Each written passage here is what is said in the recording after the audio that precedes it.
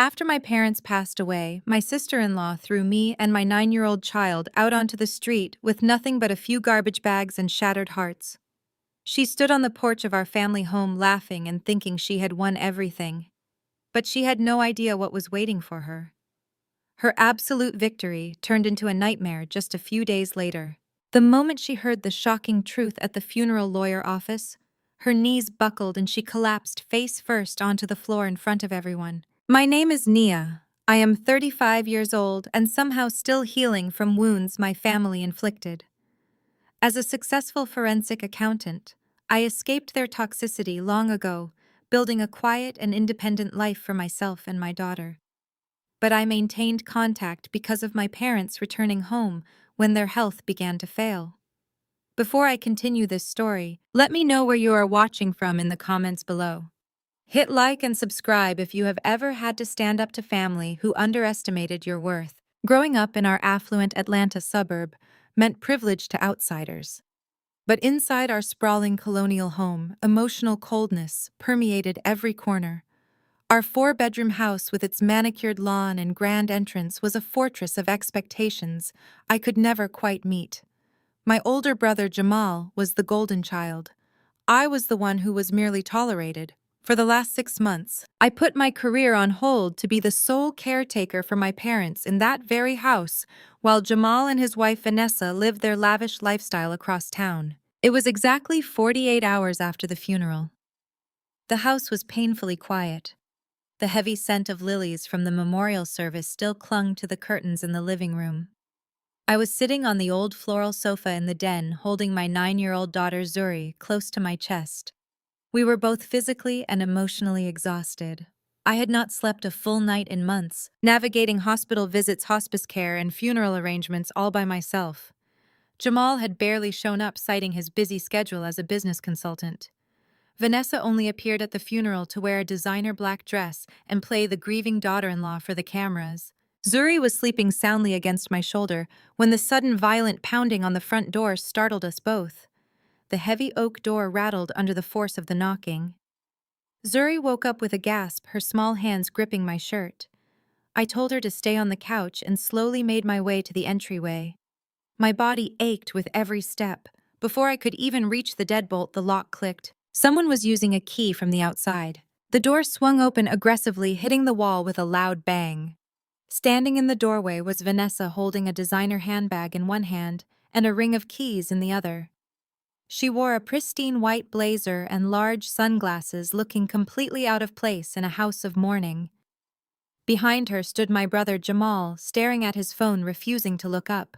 Before I could ask what they were doing here, Vanessa marched into the foyer. She did not offer a greeting. She did not ask how Zuri and I were holding up. Instead, she pointed a manicured finger right at my face. "You need to pack your things and get out," she demanded, her voice echoing loudly off the hardwood floors. I stared at her, blinking away my exhaustion, trying to process her words. I asked her what she was talking about.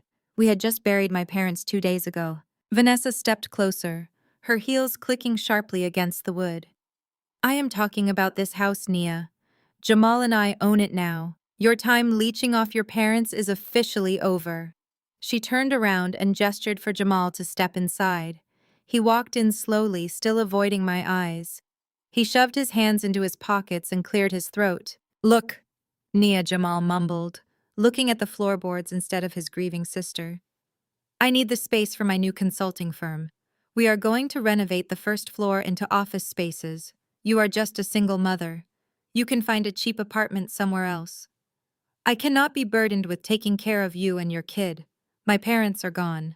The free ride is over." The audacity of his words hit me like a physical blow. The free ride. For 6 months I had bathed our mother. I had managed our father medication. I had paid for their groceries out of my own pocket while Jamal asked them for loans he never repaid. I had paused my high-paying career as a forensic accountant to do the dirty work that Jamal refused to do. And now, 48 hours after they were lowered into the ground, I was being called a leech. I looked at my brother and asked him if he was seriously throwing his sister and his niece out onto the street before the will had even been read. Jamal shifted uncomfortably, but Vanessa did not miss a beat. She pushed past me, walking straight into the living room where Zuri was sitting. Zuri shrank back against the sofa cushions, terrified of her aunt. Vanessa grabbed 3 large black garbage bags from her purse and threw them onto the coffee table. "We do not need to wait for a piece of paper to tell us what we already know," Vanessa sneered. "Jamal is the only son. The house belongs to us. I want you and your little mistake out of my house within the hour. If you are not gone, I am calling the police and having you arrested for trespassing." My blood ran cold. She had called my daughter a mistake. Zuri started to cry softly, tears streaming down her small cheeks. The sight of my daughter crying flipped a switch deep inside my brain. The exhaustion faded, replaced by an icy, absolute clarity. I realized in that moment that this was not a family disagreement. This was an attack. And as a forensic accountant, I knew exactly how to handle people who tried to steal what did not belong to them. I did not yell. I did not scream. I did not drop to my knees and beg for mercy. I took a deep breath, walked over to the coffee table, and picked up the black garbage bags. Vanessa smirked, crossing her arms over her chest. "That is right," she mocked. "Start packing. Make sure you do not take any of the good silverware. I know how desperate people get." I ignored her taunts. I pulled my phone out of my pocket, unlocked it, and opened the camera application. I switched it to video mode and hit the red record button. I held the phone up, capturing both Vanessa and Jamal perfectly in the frame. "What are you doing?" Jamal snapped, finally looking up from the floor. "Put that away." I kept the camera steady. "I am just documenting the situation for my records," I said calmly. My voice did not shake. I looked directly into the camera lens and spoke clearly. "It is Tuesday, 2 days after the funeral of our parents. My brother Jamal and his wife Vanessa have entered the residence unannounced." I turned the camera toward Jamal. "Jamal," I asked clearly, "are you confirming right now on camera that you are forcing me and your 9-year-old niece to vacate this property immediately without any formal legal eviction notice?" Jamal scowled, stepping forward to block the camera, but Vanessa grabbed his arm and pulled him back. She smiled directly at the lens, her arrogance radiating through the screen. "Yes, we are," Vanessa declared proudly to the camera. "We are the owners of this property and we want you out. Go cry to someone who cares." I turned the camera back to Jamal. "Do you agree with your wife, Jamal? Are you throwing us out today?" Jamal let out a heavy sigh, looking annoyed rather than guilty. "Yes, Nia. Just go.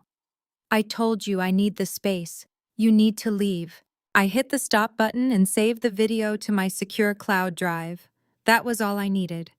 They had just confessed on video to an illegal eviction, completely unaware of the legal nightmare they were walking into. They assumed I was broke and helpless. They assumed my career was a joke. They had no idea that I spent my days tracking corporate fraud, dismantling shell companies, and destroying arrogant thieves for a living. I did not bother packing the rest of my clothes. I grabbed my laptop bag, which contained the encrypted hard drives with all of my parents' financial records. I had backed up every bank statement, every medical bill, and every hidden transaction weeks ago. I zipped up my bag and walked over to my daughter. "Come on, Zuri," I said softly, taking her small, trembling hand in mine. "We are leaving." We walked past Vanessa, who was already running her hands over the expensive antique furniture, acting like she was the queen of a new castle. Jamal moved out of our way, refusing to make eye contact once again. As I reached the front door, Vanessa called out from the living room, "Leave the keys on the counter, Nia, and do not think about coming back." I stopped in the doorway. The warm Atlanta sun was shining brightly outside, a harsh contrast to the coldness inside the house. I turned around and looked at my brother and his wife one last time. I did not look angry. I looked at them with pure pity. "Enjoy the house, Vanessa," I said quietly. I walked out, closing the heavy oak door behind me. I led Zuri down the brick pathway toward my car. She looked up at me, her eyes red and puffy. "Where are we going to go, Mommy?" she asked, her voice trembling. I squeezed her hand gently and smiled. I looked down at my brilliant, beautiful daughter and promised her that everything was going to be perfectly fine. We were not going to a shelter. We were not going to beg for a couch to sleep on. We were going to a luxury hotel, and then I was going to war. Jamal and Vanessa thought they had played a winning hand. They did not realize they had just dealt themselves into a game they could never possibly win. We drove away from the neighborhood in complete silence. Zuri sat in the back seat looking out the window as the familiar tree-lined streets of our affluent Atlanta suburb faded into the distance. I watched her in the rearview mirror. Her small hands were tightly gripping her backpack. She was trying so hard to be brave, but I could see the confusion and fear in her eyes. She did not understand why her own uncle and aunt had just thrown us out like garbage. I took a deep breath and focused on the road ahead. I steered my luxury SUV onto the highway, heading straight toward the glittering skyscrapers of Midtown Atlanta. Jamal and Vanessa probably pictured me crying in my car, frantically calling homeless shelters or begging distant relatives for a couch to sleep on. They thought taking the house meant taking my power. They were completely wrong. 20 minutes later, I pulled up to the grand entrance of the Four Seasons Hotel. The valet immediately stepped forward to open my door. I handed him the keys and grabbed my laptop bag, while a bellhop gently took our small overnight bags. Zuri looked around with wide eyes as we walked into the massive marble lobby. The air smelled of fresh orchids and expensive perfume. It was a completely different world from the suffocating tension of the house we had just left. I walked straight to the reception desk. The concierge greeted me warmly. I asked for a two-bedroom luxury suite on one of the top floors. When he mentioned the price for an extended stay, I did not blink. I reached into my wallet and handed him my solid black American Express card. It was an invitation-only card, a quiet symbol of the immense wealth I had built over the years. My family thought I was just a low-level number cruncher making a modest salary. They had absolutely no idea that I owned my own forensic accounting firm consulting for Fortune 500 companies and federal agencies. I hunted down multi-million-dollar corporate fraud for a living. I was wealthy enough to buy Jamal and Vanessa 10 times over. We rode the high-speed elevator up to the top floor. When I opened the heavy wooden door to our suite, Zuri gasped. The room was spectacular. Floor-to-ceiling windows offered a breathtaking panoramic view of the entire city. The living room featured plush velvet sofas, a massive flat-screen television, and a sleek glass dining table. I told Zuri she could pick whichever bedroom she wanted. She ran into the larger room, jumping onto the massive king-sized bed with a small giggle. It was the first time I had heard her laugh in days.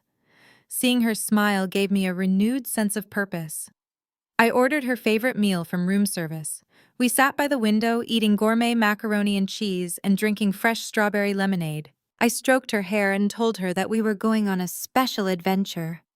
I promised her that nobody was ever going to yell at her or make her leave a house ever again. I explained that Uncle Jamal and Aunt Vanessa were making some very bad choices and that Mommy was going to fix it. Zuri trusted me completely. After she finished eating, I drew her a warm bubble bath. By 8 o'clock, she was tucked into the soft hotel sheets, fast asleep, with a peaceful expression on her face. Once Zuri was asleep, I walked back into the living room and turned off the overhead lights. Only the glow of the city illuminated the space. I pulled out one of the heavy velvet dining chairs and set up my workspace on the glass table.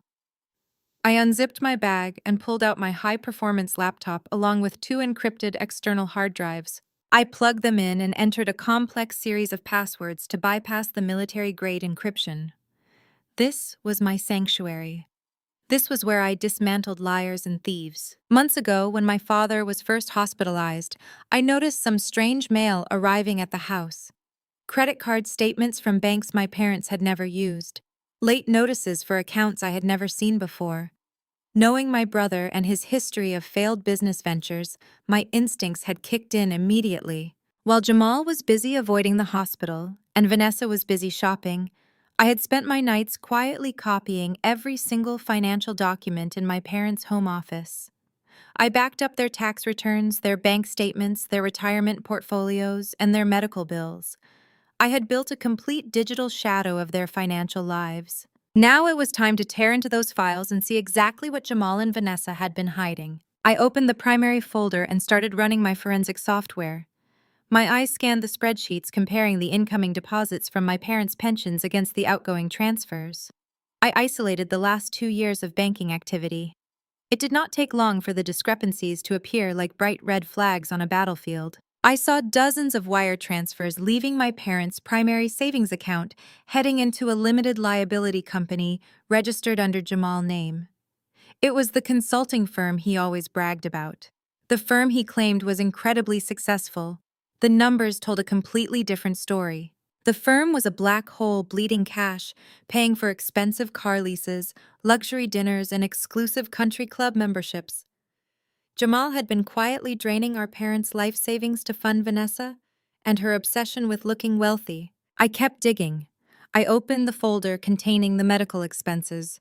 For the last 6 months, I had paid for my parents' hospice care, specialized medications, and home nursing out of my own pocket. Jamal had told the extended family that he was covering all the medical costs. He had even asked several aunts and uncles to contribute to a medical fund, claiming the treatments were bankrupting him. I ran a trace on the routing number he provided to the family. The money they donated never went to the hospital. It went straight into Vanessa's personal checking account. My blood boiled, but I kept my hands steady on the keyboard. Emotion was the enemy of a good investigation. I needed cold, hard, undeniable facts. Suddenly, my phone buzzed on the table, breaking my intense concentration. The bright screen illuminated the dark room. It was a text message from Vanessa. I unlocked the phone and opened the message. It was a photograph. The picture showed a locksmith standing at the front door of our family home installing a heavy deadbolt. Below the picture was a text message full of her usual venom. "The locks are changed," Vanessa wrote. "I told the neighborhood security patrol that you are no longer welcome on the premises. Do not even try to come back for the rest of your junk. I am having it all thrown into the dumpster tomorrow morning. I hope you and your kid enjoy whatever cheap motel you ended up in. Maybe you can finally learn how to be an independent woman instead of living off my husband's family." I stared at the screen. Her audacity was almost impressive. She genuinely believed she held all the cards. She thought the house was the ultimate prize. She had no idea that the house was merely a pawn on a much larger chessboard. I did not reply to her message. Instead, I took a screenshot of the photo and the text. I created a new folder on my hard drive titled Evidence of Illegal Eviction and dropped the screenshot inside. Every move she made was just another nail in her own coffin. I placed the phone face down on the table and turned my attention back to the financial records. An hour later, my phone buzzed again. This time, it was not a text from Vanessa. It was a message from Reverend Miller, the head pastor of our family church. Reverend Miller had known my parents for 30 years. He had baptized me, and he had officiated my parents' funeral just 2 days ago. I picked up the phone. The message was unusually formal and carried a tone of deep concern. "Nia, I need to speak with you as soon as possible," Reverend Miller wrote. "I am deeply troubled by the information Vanessa shared with the congregation this evening during the bereavement committee meeting. She presented some very serious allegations regarding your parents' medical fund and missing finances. The elders are asking questions. Please call me. We need to clear this up before Sunday service." I stopped breathing for a second. I read the message twice to make sure I understood exactly what was happening. Vanessa was not just satisfied with throwing me out of the house. She was actively trying to destroy my reputation in the community. She knew that evicting a grieving sister and a 9-year-old child would look terrible to the extended family and the church. So she was spinning a narrative to make herself the victim. She was telling everyone that I was the thief. She was claiming that I stole the medical funds and that Jamal had no choice but to kick me out to protect the family assets. A cold, dark laugh escaped my lips. I set the phone down next to the glowing laptop screen. The sheer projection of her lies was staggering. She was accusing me of the exact crime she was currently committing. This was no longer just about a house. This was about my name, my integrity, and the legacy of my parents. Vanessa wanted to play the grieving, righteous daughter-in-law in front of the entire church. She wanted to use the congregation as her personal audience to humiliate me. I looked at the spreadsheets glowing on my screen. I looked at the undeniable proof of her theft, her greed, and her fraud. I closed my laptop with a soft click. I did not call Reverend Miller back. Some things could not be explained over a late-night phone call. Some things needed to be handled in person in front of everyone. Vanessa had started a fire and she expected me to run away from the smoke. She did not realize I was bringing the gasoline. I stood up and walked over to the floor-to-ceiling window looking out over the glittering lights of Atlanta. Tomorrow was going to be a very busy day. I had a Sunday service to prepare for and a massive check to write. The next morning, the Atlanta sun rose bright and unforgiving over the city skyline. I woke up early feeling a strange sense of calm wash over me. The initial shock of being thrown out of my childhood home had completely evaporated, leaving behind only cold, calculated determination. I ordered a quiet breakfast from room service for Zuri before helping her into her favorite navy blue Sunday dress. I chose a tailored charcoal gray suit for myself. It was sharp, modern, and professional. It was the exact armor I wore when I was about to walk into a boardroom and dismantle a hostile corporate entity. Today, it was the armor I needed to face my own family. I pulled my hair back into a sleek, tight bun and slid the thick manila envelope into my leather tote bag. Inside that envelope was the $25,000 cashier check I had requested from my private bank early that morning, along with the printed financial proofs I had compiled the night before. We drove to the historic brick church in the heart of the community where my family had worshipped for 3 decades. The parking lot was already full of luxury cars and families dressed in their Sunday best. Normally, walking up those wide stone steps under the massive stained glass windows felt like coming home. I had grown up running down these halls. Today, however, it felt like walking into a coliseum. As soon as I pushed open the heavy wooden double doors and stepped into the grand foyer, the atmosphere instantly shifted. The vibrant, joyful chatter of the congregation suddenly dropped to a low, anxious hum. I felt the weight of 100 eyes turning in my direction all at once.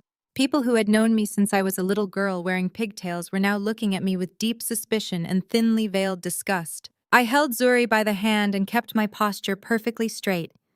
I did not look away or lower my eyes.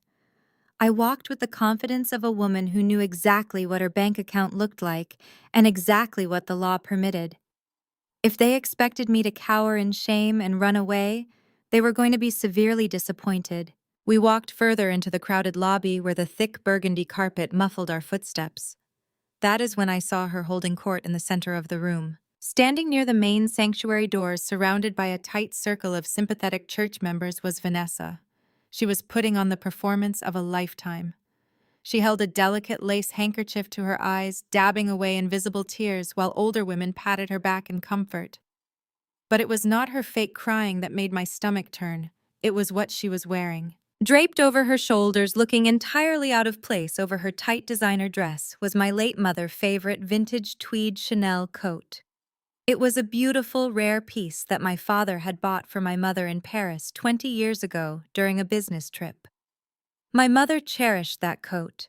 She had explicitly told me before she passed away that she wanted it preserved for Zuri when she grew older. Yet here was Vanessa less than a week after the funeral parading around in it like a stolen trophy. She had clearly broken into my mother's closet immediately after locking me out of the house. Jamal stood next to her wearing a dark custom suit, looking somber and deeply burdened. He nodded gravely as one of the church deacons shook his hand, offering quiet condolences.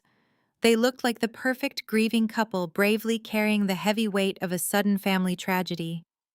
It made me absolutely sick to my stomach to see my brother participate in this charade. Before I could navigate my way past the crowd, a solid wall of floral perfume and harsh judgment blocked my path. It was Mother Jenkins and 2 other senior women from the church bereavement committee. Mother Jenkins was a formidable woman who commanded immense respect in the congregation, but she was also the most notorious gossip in the entire county. She crossed her arms tightly over her chest and looked me up and down with a deep, disappointed scowl. "Nia, we were highly surprised to see you show up here today." Mother Jenkins said, her voice intentionally loud enough for the surrounding people to hear. "After the heartbreaking news your sister-in-law shared with us last night during the committee meeting, we assumed you would have the common decency to stay away from the house of God." I stopped and looked her right in the eye, maintaining my professional composure. "Good morning, Mother Jenkins. I am here to worship and to pay my respects to my parents, just like everyone else. What exactly did Vanessa tell you that has you so upset? Do not play coy with me, child. Mother Jenkins snapped, leaning in closer so I could smell the peppermint on her breath. Vanessa told the committee everything. She stood up in tears and told us how you secretly drained your parents' medical fund while they were lying helpless in those hospital beds. She told us how Jamal had to forcefully remove you from the family home yesterday because he caught you trying to steal the rest of their valuables. It is a crying shame, Nia. Your parents were good, honest people who gave everything to this church. To know their own daughter robbed them blind in their final days breaks my heart. The two older women standing behind her nodded in solemn agreement, murmuring their strong disapproval. The whispers in the lobby grew significantly louder, echoing off the high ceilings. The narrative Vanessa had spun was incredibly effective and vicious. She had painted herself as the righteous protector of the family estate, and me as the greedy, opportunistic prodigal daughter. I felt a sudden flash of pure, raw rage burning in my chest, but I forcefully pushed it down. Getting angry and shouting in the middle of the church foyer was exactly what Vanessa wanted me to do. It would make me look unstable, defensive, and guilty. Mother Jenkins, I replied, keeping my voice completely even and chillingly calm. I understand you are upset based on the terrible story you have been told, but you have known me since I was a little girl sitting in the front pew. You know I moved away and built a highly successful career. Ask yourself why I would ever need to steal from the people I sacrificed the last 6 months of my life, bathing and feeding, while Jamal was nowhere to be found. I highly suggest you wait for the actual truth to come out before you pass judgment in front of the congregation. Mother Jenkins scoffed loudly, clearly not believing a single word I said. The truth is in the bank accounts, Nia, and Vanessa said the medical accounts are completely empty. Just as I was about to respond, the crowd parted slightly. Vanessa had spotted me. She whispered something quickly to Jamal, who suddenly looked very nervous and took a step backward. Vanessa then walked directly toward me, cutting through the crowd. The oversized Chanel coat swayed around her shoulders as she approached with a deeply theatrical look of sorrow plastered on her face. The entire lobby went completely silent. Every eye was locked on us. Everyone was watching the confrontation, eager to see how the disgraced thieving daughter would react to the gracious sister-in-law. Nia, I cannot believe you actually showed your face here, Vanessa said, her voice dripping with fake pity and manufactured sadness. Her eyes darted quickly to the audience, making sure everyone was paying close attention to her performance. Jamal and I have been praying for you nonstop. We really have. We ask the Lord to forgive you for what you did to the family finances in your moment of desperation. I looked deliberately at the Chanel coat resting on her shoulders. You are wearing my mother coat, Vanessa, the one she specifically left for Zuri. Vanessa casually adjusted the collar, her massive diamond rings flashing under the bright chandelier lights. Oh, this old thing, she dismissed, waving her hand. Jamal gave it to me this morning.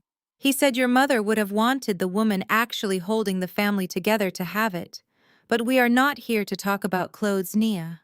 We are here because we are deeply worried about you. She took a step closer, invading my personal space. She looked down at Zuri, who was hiding nervously behind my leg, and then looked back at me with a tragic, heavy sigh. Jamal told me you went to some cheap rundown hotel downtown. We know you do not have any money left now that the estate accounts are officially frozen and you cannot take any more cash. It breaks my heart to see my niece suffer because of your terrible, selfish decisions. Vanessa reached into her designer handbag and slowly, deliberately pulled out a crisp $100 bill. She held it out toward me, keeping her arm elevated so that Mother Jenkins and the rest of the congregation could clearly witness her supposed act of ultimate Christian charity. Please take this, Vanessa said loudly, projecting her voice all the way to the back of the room. I know you are struggling right now. Take this and buy Zuri a warm meal today. Jamal and I simply cannot let a child go hungry, even after everything you stole from us. Just take the money and please get the professional help you desperately need. The performance was truly Oscar-worthy. The women standing around us let out soft, dramatic gasps of admiration for Vanessa, incredible grace and endless forgiveness. They looked at me with expectant eyes, waiting for me to snatch the money in deep shame or burst into angry, guilty tears. Jamal watched from a safe distance, shifting his weight from foot to foot, looking exactly like a coward who knew a bomb was about to go off. I looked at the $100 bill pinched firmly between Vanessa's perfectly manicured fingers. Then I looked up at her smug, triumphant face. She thought she had completely destroyed me. She genuinely thought she had stripped away my dignity in front of the people I respected most. She thought she had won the room. I reached out, but I did not take the money. Instead, I raised my hand and gently pushed her arm away.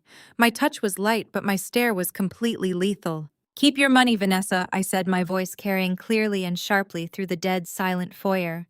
"You are going to need every single dollar you can find very soon, especially when the credit card companies come looking for the $80,000 you stole using my comatose father identity." Vanessa smirked, faltered for a fraction of a second, her eyes widening in sudden panic, but she quickly recovered, letting out a loud, forced, condescending laugh.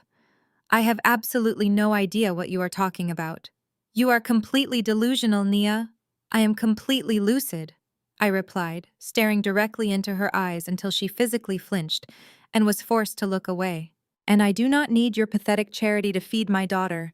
I just came here today to finish my parents' business." I turned my back on her, leaving her standing frozen in the middle of the church with the $100 bill still hanging uselessly in the air.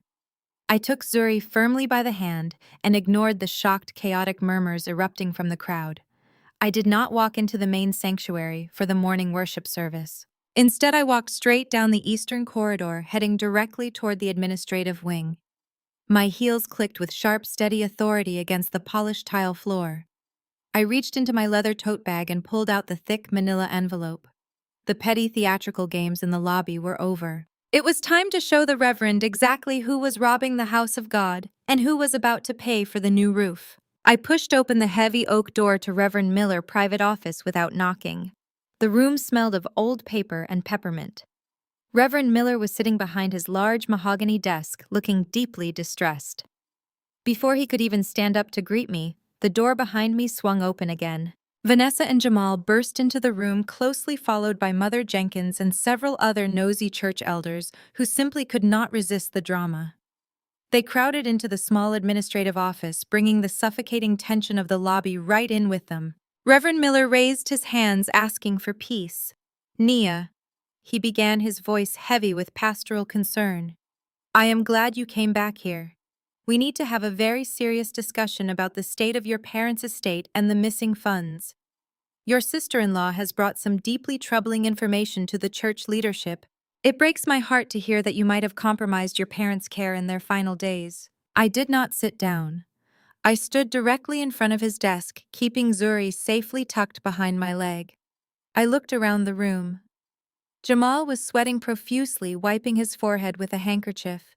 Vanessa stood tall, clutching her designer handbag, looking incredibly smug. She genuinely thought she had successfully backed me into a corner in front of the most influential people in our community. "Reverend Miller," I said, keeping my tone perfectly respectful but completely unyielding.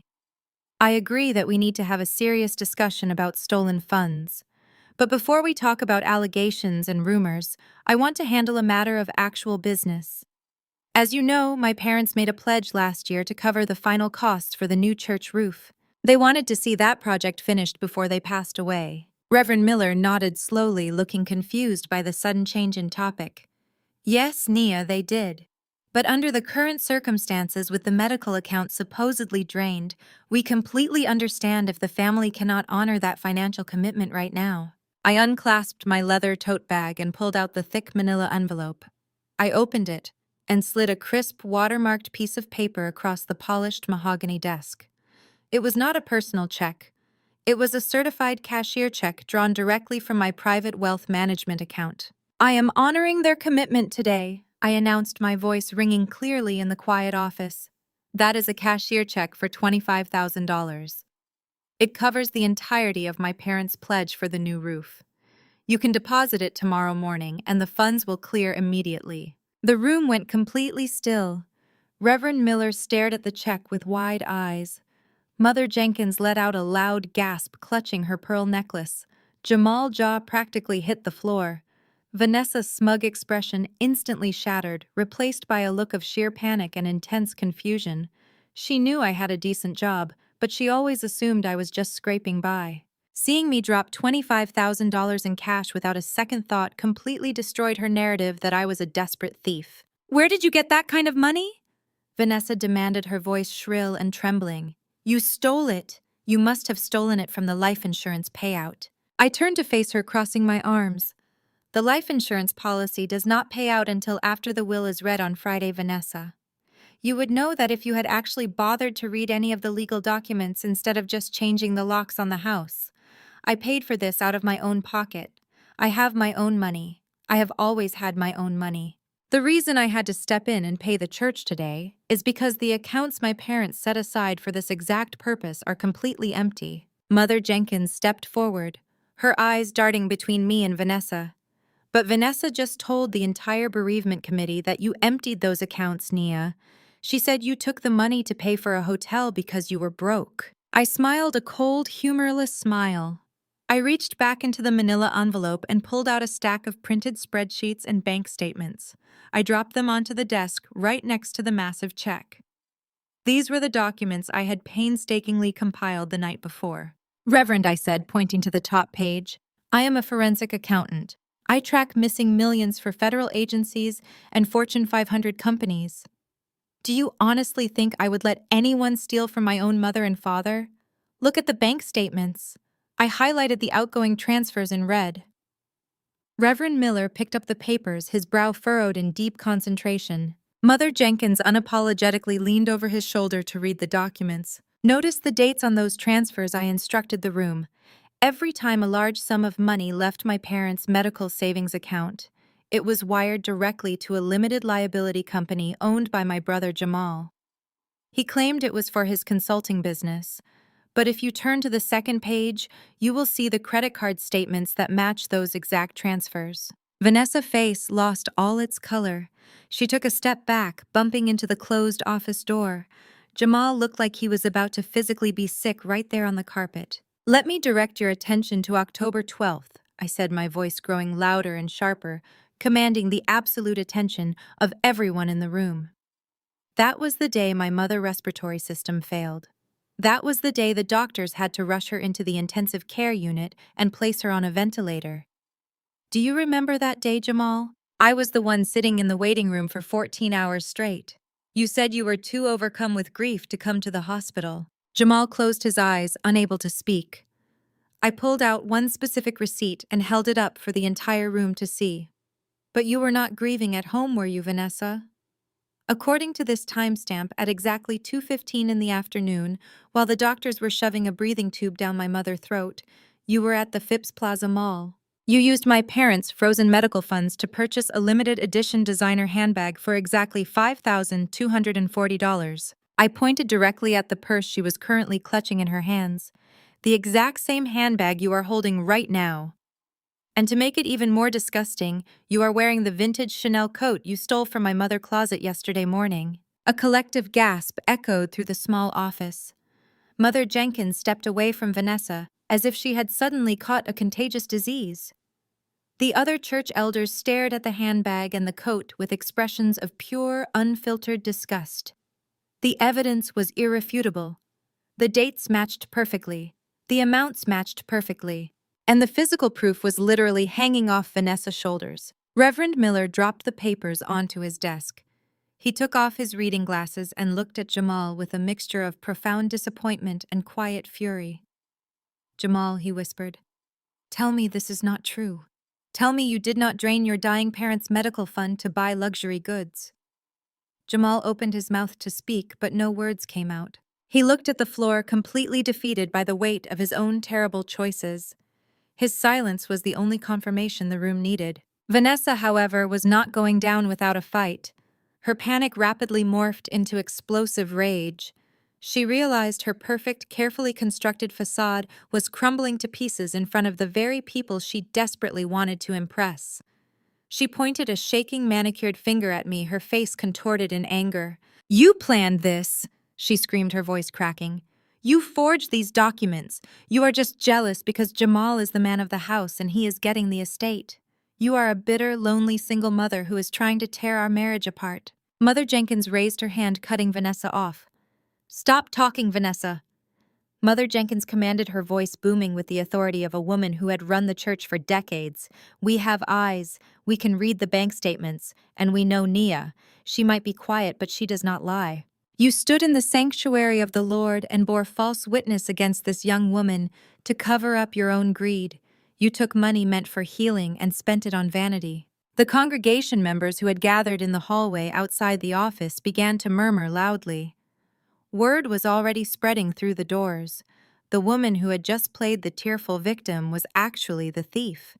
The judgmental stares that had been directed at me just 20 minutes ago were now completely reversed, burning holes into Vanessa. Vanessa looked around the room, realizing she had entirely lost the crowd. The sympathy was gone. The respect was gone.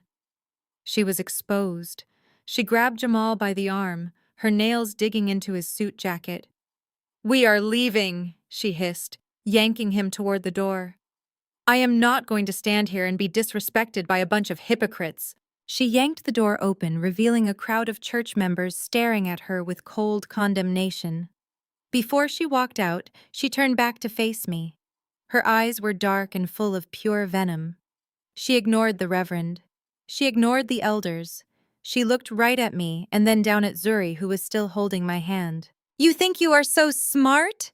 Vanessa sneered, her voice dropping to a dangerous whisper. "You think throwing money around makes you untouchable. You just made the biggest mistake of your life. I am going to take everything from you.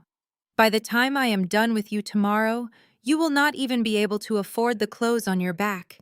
You better watch your back, and you better watch your kid." She shoved her way through the crowd of churchgoers, dragging a silent, humiliated Jamal behind her. The heavy wooden doors of the church slammed shut, echoing loudly through the silent halls. The office was perfectly quiet for a long moment.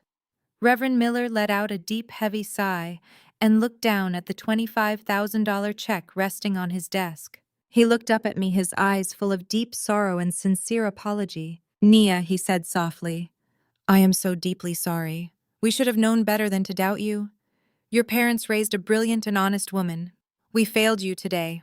I nodded, accepting his apology with grace. "Thank you, Reverend. Please ensure the roof is finished before the winter rain starts. That is all my parents wanted." I picked up Zuri's hand and walked out of the office. The crowd in the hallway parted from me instantly, offering quiet nods of respect and murmured apologies. I did not stop to chat. I kept my head high and walked straight out of the church into the bright Sunday sunlight. I felt a sense of vindication, but I knew the war was far from over. Vanessa had just publicly threatened my daughter. She had promised to hit me where it hurts the most. And knowing how low she was willing to stoop, I knew exactly what she was going to target next.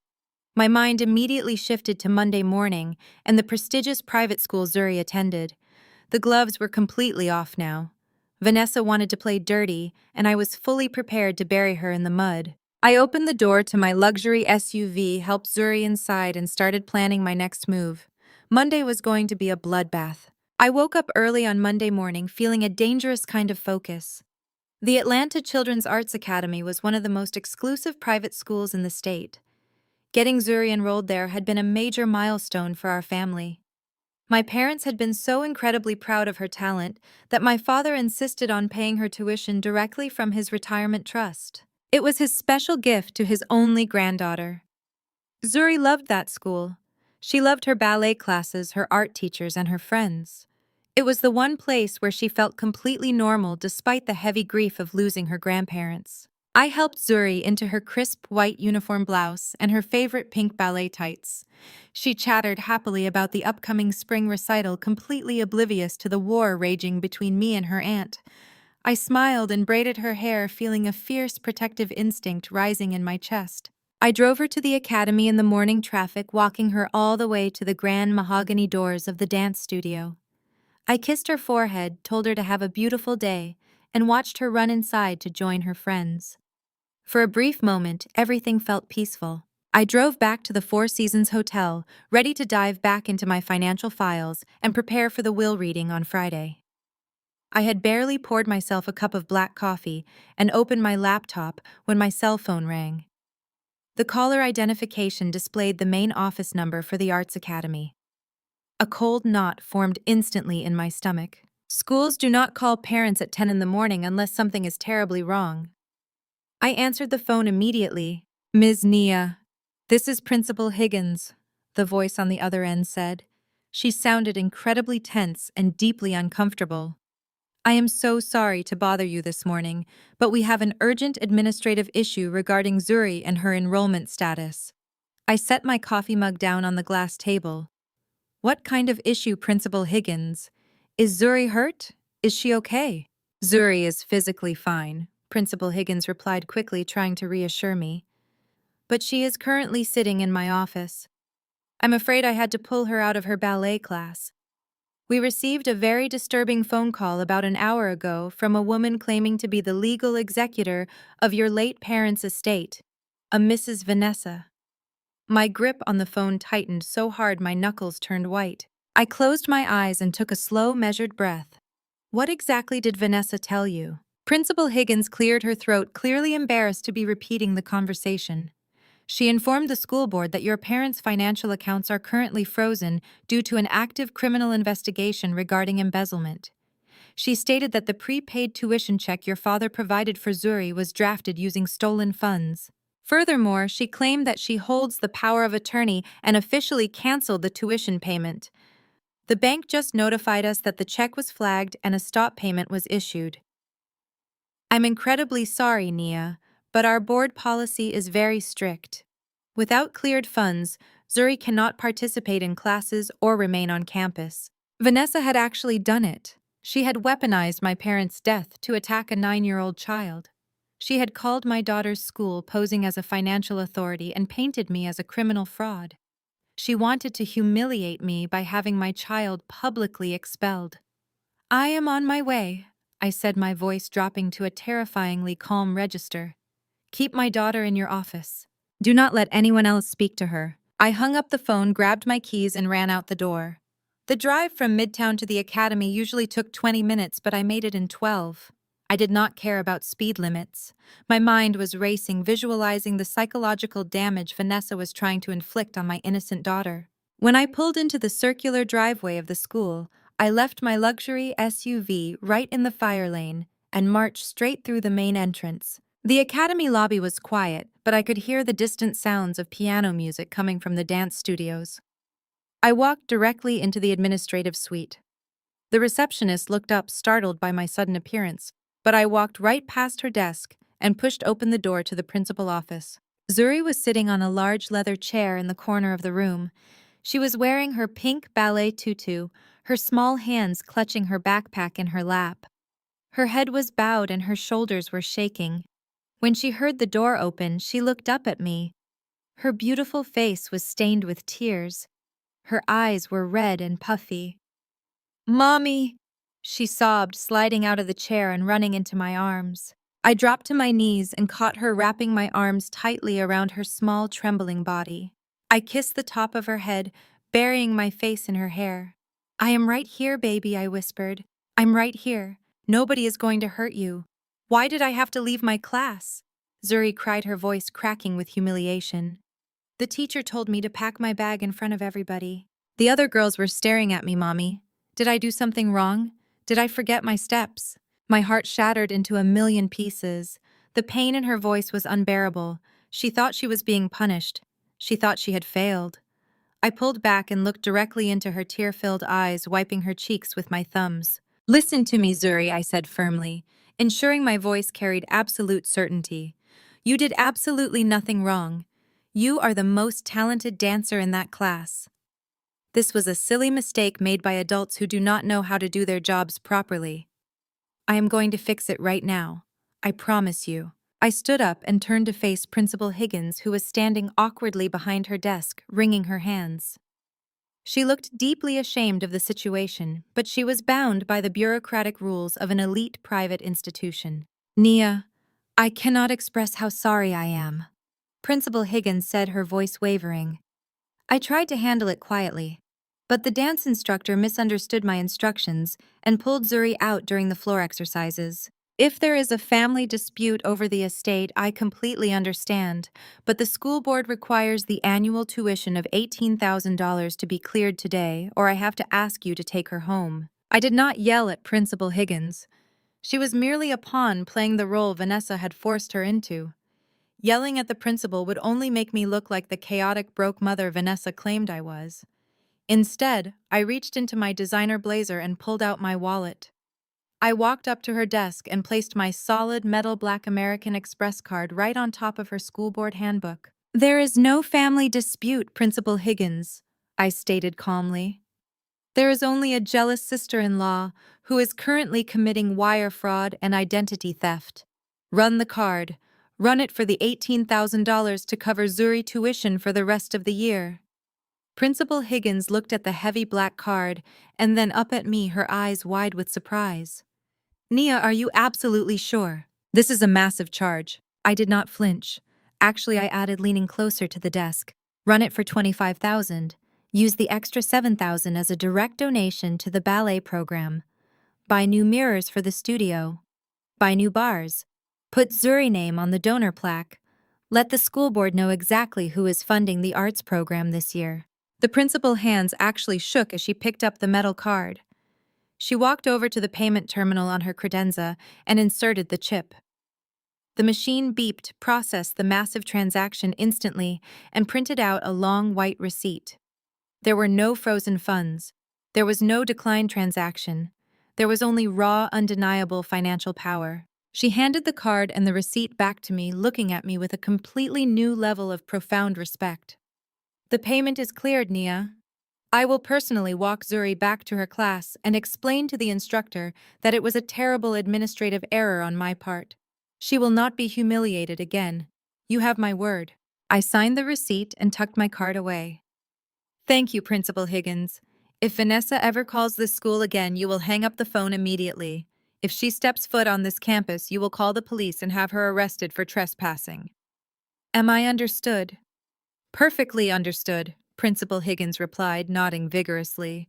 I turned back to Zuri, who had stopped crying and was watching the exchange with wide, curious eyes. I smiled at her and smoothed out her pink tutu. Go back to class, baby girl, I told her gently. Dance beautifully. I will be right here waiting for you when you are done. Zuri hugged me tightly one more time before the principal gently took her hand and led her out of the office, heading back down the hall toward the piano music. I stood in the quiet office for a moment, letting the heavy oak door click shut. As soon as I was alone, the protective motherly warmth vanished, completely replaced by an Arctic freezing rage. I walked out of the school, got into my car, and gripped the steering wheel so hard my hands cramped. Vanessa had crossed the ultimate line. Stealing a house was one thing, stealing money was another. But publicly humiliating my child, intentionally breaking a little girl's heart just to prove a point, was an unforgivable sin. She wanted to play games with money. She wanted to play games with fraud. She had absolutely no idea who she was dealing with. I drove straight back to the Four Seasons. I did not even stop to grab a coffee in the lobby. I walked into my luxury suite, locked the door, and marched straight to the glass dining table. I opened my laptop and bypassed all the standard financial files I had copied from my parents' house. Those were just surface-level documents. It was time to dig into the deep web. As a senior forensic accountant, I had high-level security clearance and access to databases that regular citizens did not even know existed. I logged into the FinCEN network, the financial crimes enforcement network used by federal investigators. I opened LexisNexis and started running comprehensive background checks on every single social security number, tax identification number, and business license attached to Jamal and Vanessa. I was no longer just preparing a defense for the will reading on Friday. I was building a federal indictment. I started tracing the digital footprints of Vanessa credit history. I tracked down the IP addresses used to open the fraudulent credit cards in my dying father's name. I pulled the public property records for our family house and dug into the hidden secondary mortgage market. I sat at that glass table for 6 hours straight, my eyes burning as I read through hundreds of pages of digital data. I followed every hidden wire transfer, every bounced check, and every forged signature. What I found was beyond my wildest expectations. Jamal and Vanessa were not just broke. They were drowning in a spectacular ocean of illegal debt, and the dam was about to break. The gloves were completely off. They wanted to throw me out onto the street. I was going to send them straight to federal prison. I locked the heavy wooden door to my hotel suite and pulled the thick blackout curtains completely shut, blocking out the bright midday Atlanta sun. The only light remaining in the quiet room came from the sharp blue glow of my high-performance laptop screen. I took a slow, deep breath, letting the lingering adrenaline and anger from the school confrontation slip away from my muscles. Anger makes people sloppy and reckless. Precision requires absolute ice-cold focus. I was not just a grieving daughter or an angry sister anymore. I was a senior forensic accountant, and I was about to do what I did best. I opened my specialized financial tracking software, a custom encrypted suite I regularly use to untangle offshore tax havens, trace illicit funds, and build federal embezzlement cases against corrupt corporate executives. Jamal and Vanessa were arrogant amateurs playing a very dangerous game with a seasoned professional. I cracked my knuckles, placed my hands on the keyboard, and began the digital hunt. I decided to start with Jamal. For years, my brother had paraded around Atlanta society, telling anyone who would listen that his boutique advisory firm, J&V Consulting, was pulling in millions in corporate contracts. He wore custom-tailored suits, drove leased luxury vehicles, and always insisted on reserving the best tables at high-end restaurants. I pulled up the Georgia State Business Registry and cross-referenced his federal employer identification number with his corporate tax filings and banking records. It took me less than 20 minutes to completely dismantle the grand illusion of my brother. J&V Consulting was nothing more than a hollow, pathetic shell company. There were no legitimate clients. There were no massive corporate contracts. The registered business address was just a virtual mailbox in a strip mall.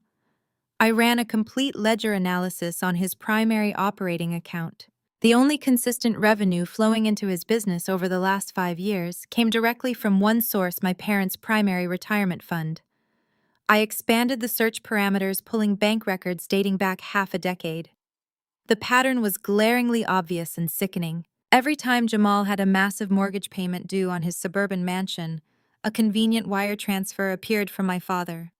When Vanessa wanted to lease a brand new Range Rover, another huge chunk of my parents' pension mysteriously disappeared. It was an endless parasitic drain. My parents had spent their entire lives working grueling hours, saving every penny and investing wisely to build a legacy of generational wealth. Jamal had treated them like his own personal automated teller machine, bleeding them dry slowly over the course of 5 years. The realization made my stomach turn. My father had briefly mentioned experiencing some financial stress during his final months, but he had been far too proud to tell me the full truth. He had been quietly bailing out his golden child, trying to keep Jamal from drowning in his own profound financial incompetence. But Jamal had crossed the line, from relying on parental generosity to committing blatant, severe financial abuse. Having established Jamal as a complete financial failure, I turned my crosshairs directly onto Vanessa. Jamal was weak, but Vanessa was malicious. I accessed LexisNexis, tapping into the deeper restricted credit reporting bureaus that required federal clearance to view. I ran a comprehensive search on my father's Social Security number, specifically looking for any new account activity. My father had been comatose in the intensive care unit for the last 3 weeks of his life. He could not speak, let alone authorize any financial transactions. Yet the screen flashed with 4 brand-new high-yield platinum credit cards opened entirely in his name during that exact 3-week window. My eyes rapidly scanned the electronic statements, downloading the data in real time. Vanessa had not just stolen a little money for emergencies, she had completely maxed out all 4 cards within 20 days, racking up exactly $80,000 in unsecured debt. The itemized charges told a story of pure, grotesque vanity and sociopathic greed. There were transactions for luxury boutiques in Buckhead, high-end day spas, and exclusive 5-star resorts. She had booked a lavish first-class vacation to Cabo San Lucas using a dying man credit while I was sitting next to his hospital bed holding his hand. I dug deeper, tracing the digital footprints of the applications. She had forged his signature online, bypassed the standard banking security protocols, and set the billing address to a private post office box across town, so the statements would never accidentally reach the family home. I pulled the internet protocol addresses used to submit the credit card applications. They perfectly matched the wireless router located inside Vanessa and Jamal's suburban house. It was textbook identity theft. It was deliberate, highly calculated, and a severe federal felony. She had stolen $80,000 and thought she had completely buried the evidence. But the credit card fraud, as disgusting and illegal as it was, turned out to be just the appetizer. I needed to look at the family house. Vanessa and Jamal had been obsessively focused on that property, treating it like their ultimate prize. They had thrown me out, changed the locks, and proudly declared themselves the new owners of a historic piece of Atlanta real estate. I logged into the Fulton County Public Property Records database and pulled the deed history for the address. My parents had paid off that house entirely 10 years ago. It should have been completely free and clear of any financial encumbrances. When the official document loaded on my screen, I physically recoiled in my chair. Attached to the deed was a massive, active secondary mortgage. 2 years ago, Jamal had used a forged power of attorney to take out a staggering $1.2 million loan against the entire equity of the house. He had illegally leveraged the only home my parents ever owned to inject cash into his failing consulting firm to keep up appearances. The loan terms were absolutely brutal, carrying an exorbitant predatory interest rate that no legitimate business person would ever accept. And then I saw the final catastrophic detail blinking at the bottom of the screen. The massive mortgage was severely delinquent. Jamal had not made a single payment in 6 months. The bank had already issued 3 consecutive notices of default. Because my parents had passed away, and the payments had stopped completely, the bank was legally accelerating the loan. There was a formal finalized notice of foreclosure stamped at the very bottom of the digital file. The bank was officially seizing the house at exactly 5 o'clock on Friday afternoon. I leaned back in my velvet chair, letting the sheer magnitude of the situation wash over me. I started to laugh, a cold, dark laugh that echoed in the empty hotel room. Jamal and Vanessa thought they had successfully kicked me out of $1 million asset. They had stood on the porch so proud and arrogant. They were actually fighting tooth and nail over a sinking ship, carrying over $1 million in toxic immediate debt. They were currently sleeping in a house that the bank was going to legally repossess in exactly 4 days. They had changed the locks on a door that no longer belonged to them, and they had absolutely no idea. My parents had clearly discovered the massive loan right before they got sick. That was why they had stopped giving Jamal money. That was why they had secretly called their lawyer, Mr. Davis, to restructure the rest of their remaining assets. They knew Jamal had ruined his own inheritance. I sat forward and began rapidly exporting the files. I downloaded the forged credit card applications, the matching internet protocol addresses, and the itemized receipts from Vanessa's shopping sprees. I pulled the fraudulent mortgage documents, the notices of default, and the shell company bank statements. I compiled every single piece of evidence into a heavily encrypted, highly organized digital dossier. I titled the secure folder State of Georgia versus Vanessa and Jamal. I opened my secure email client and drafted a direct message to a contact I had worked with many times before, an aggressive, highly effective special agent in the white-collar crime division of the Federal Bureau of Investigation in Atlanta. I attached the encrypted file and typed a brief, concise message outlining the wire fraud, the elderly financial abuse, and the blatant identity theft. I provided the exact dollar amounts, the dates, and the physical location of the suspects. I moved the mouse over the send button. Once I clicked it, there was no going back. The federal wheels would start turning, and my brother life, as he knew it, would be permanently over. I thought about Zuri crying in the principal office. I thought about Vanessa parading around the church in my dead mother coat. I thought about the garbage bag sitting on the porch. I pressed down on the mouse and hit send. The trap was officially set, and the federal authorities were now holding the net. But I was not going to let the FBI have all the fun. I wanted to see the look on their faces right before the illusion shattered. I wanted to stretch their arrogance to the absolute limit. I picked up my cell phone and opened my text messages. I drafted a very polite, very submissive message to Vanessa. I apologized for the tension at the church and asked if we could meet for a quiet private dinner to discuss a peaceful resolution before the formal reading of the will on Friday. I hit send and waited, watching the screen. Less than a minute later, a reply popped up. She accepted, demanding we meet at the most expensive restaurant in Buckhead. She had taken the bait perfectly. The real game was about to begin. I arrived at the restaurant in Buckhead right on time. The establishment was an ultra-exclusive Black-owned dining venue known for catering to the absolute upper echelon of Atlanta society. It was famous for its velvet booths, dim ambient lighting, and a strict dress code that kept the casual crowds away. Soft neo-soul music played seamlessly through the hidden speakers, creating an atmosphere of quiet, expensive luxury. It was exactly the kind of place Vanessa would choose to stage her grand performance. She wanted a home court advantage where she could flaunt her perceived wealth and intimidate me into complete submission. I handed my keys to the valet and walked through the heavy glass doors. I was dressed in a sleek, tailored black dress holding a small, structured leather clutch. Tucked safely inside that clutch, right next to my lip gloss, was a high-definition digital voice recorder.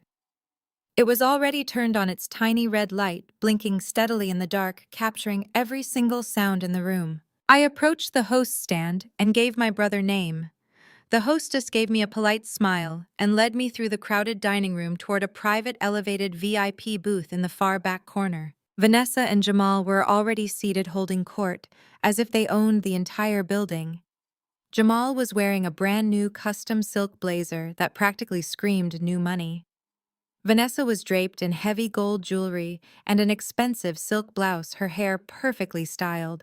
I knew for an absolute fact that the jewelry shining on her neck was purchased using the fraudulent credit cards opened in my dead father's name. The FBI had all the receipts, but sitting across from her, seeing her wear the stolen goods with such supreme arrogance, took a massive amount of self-control. When Vanessa saw me approaching, she immediately put on a painfully fake smile. It was the exact kind of smile a predator gives right before it strikes its prey. She waved me over, playing the role of the gracious, forgiving sister-in-law to absolute perfection.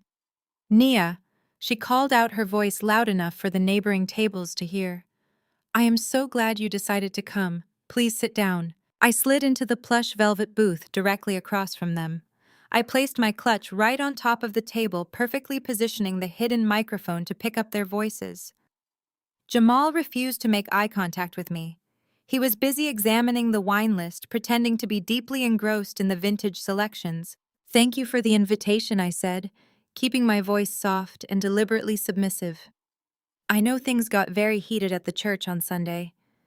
I just want to make sure we can handle Friday while reading without any more public scenes."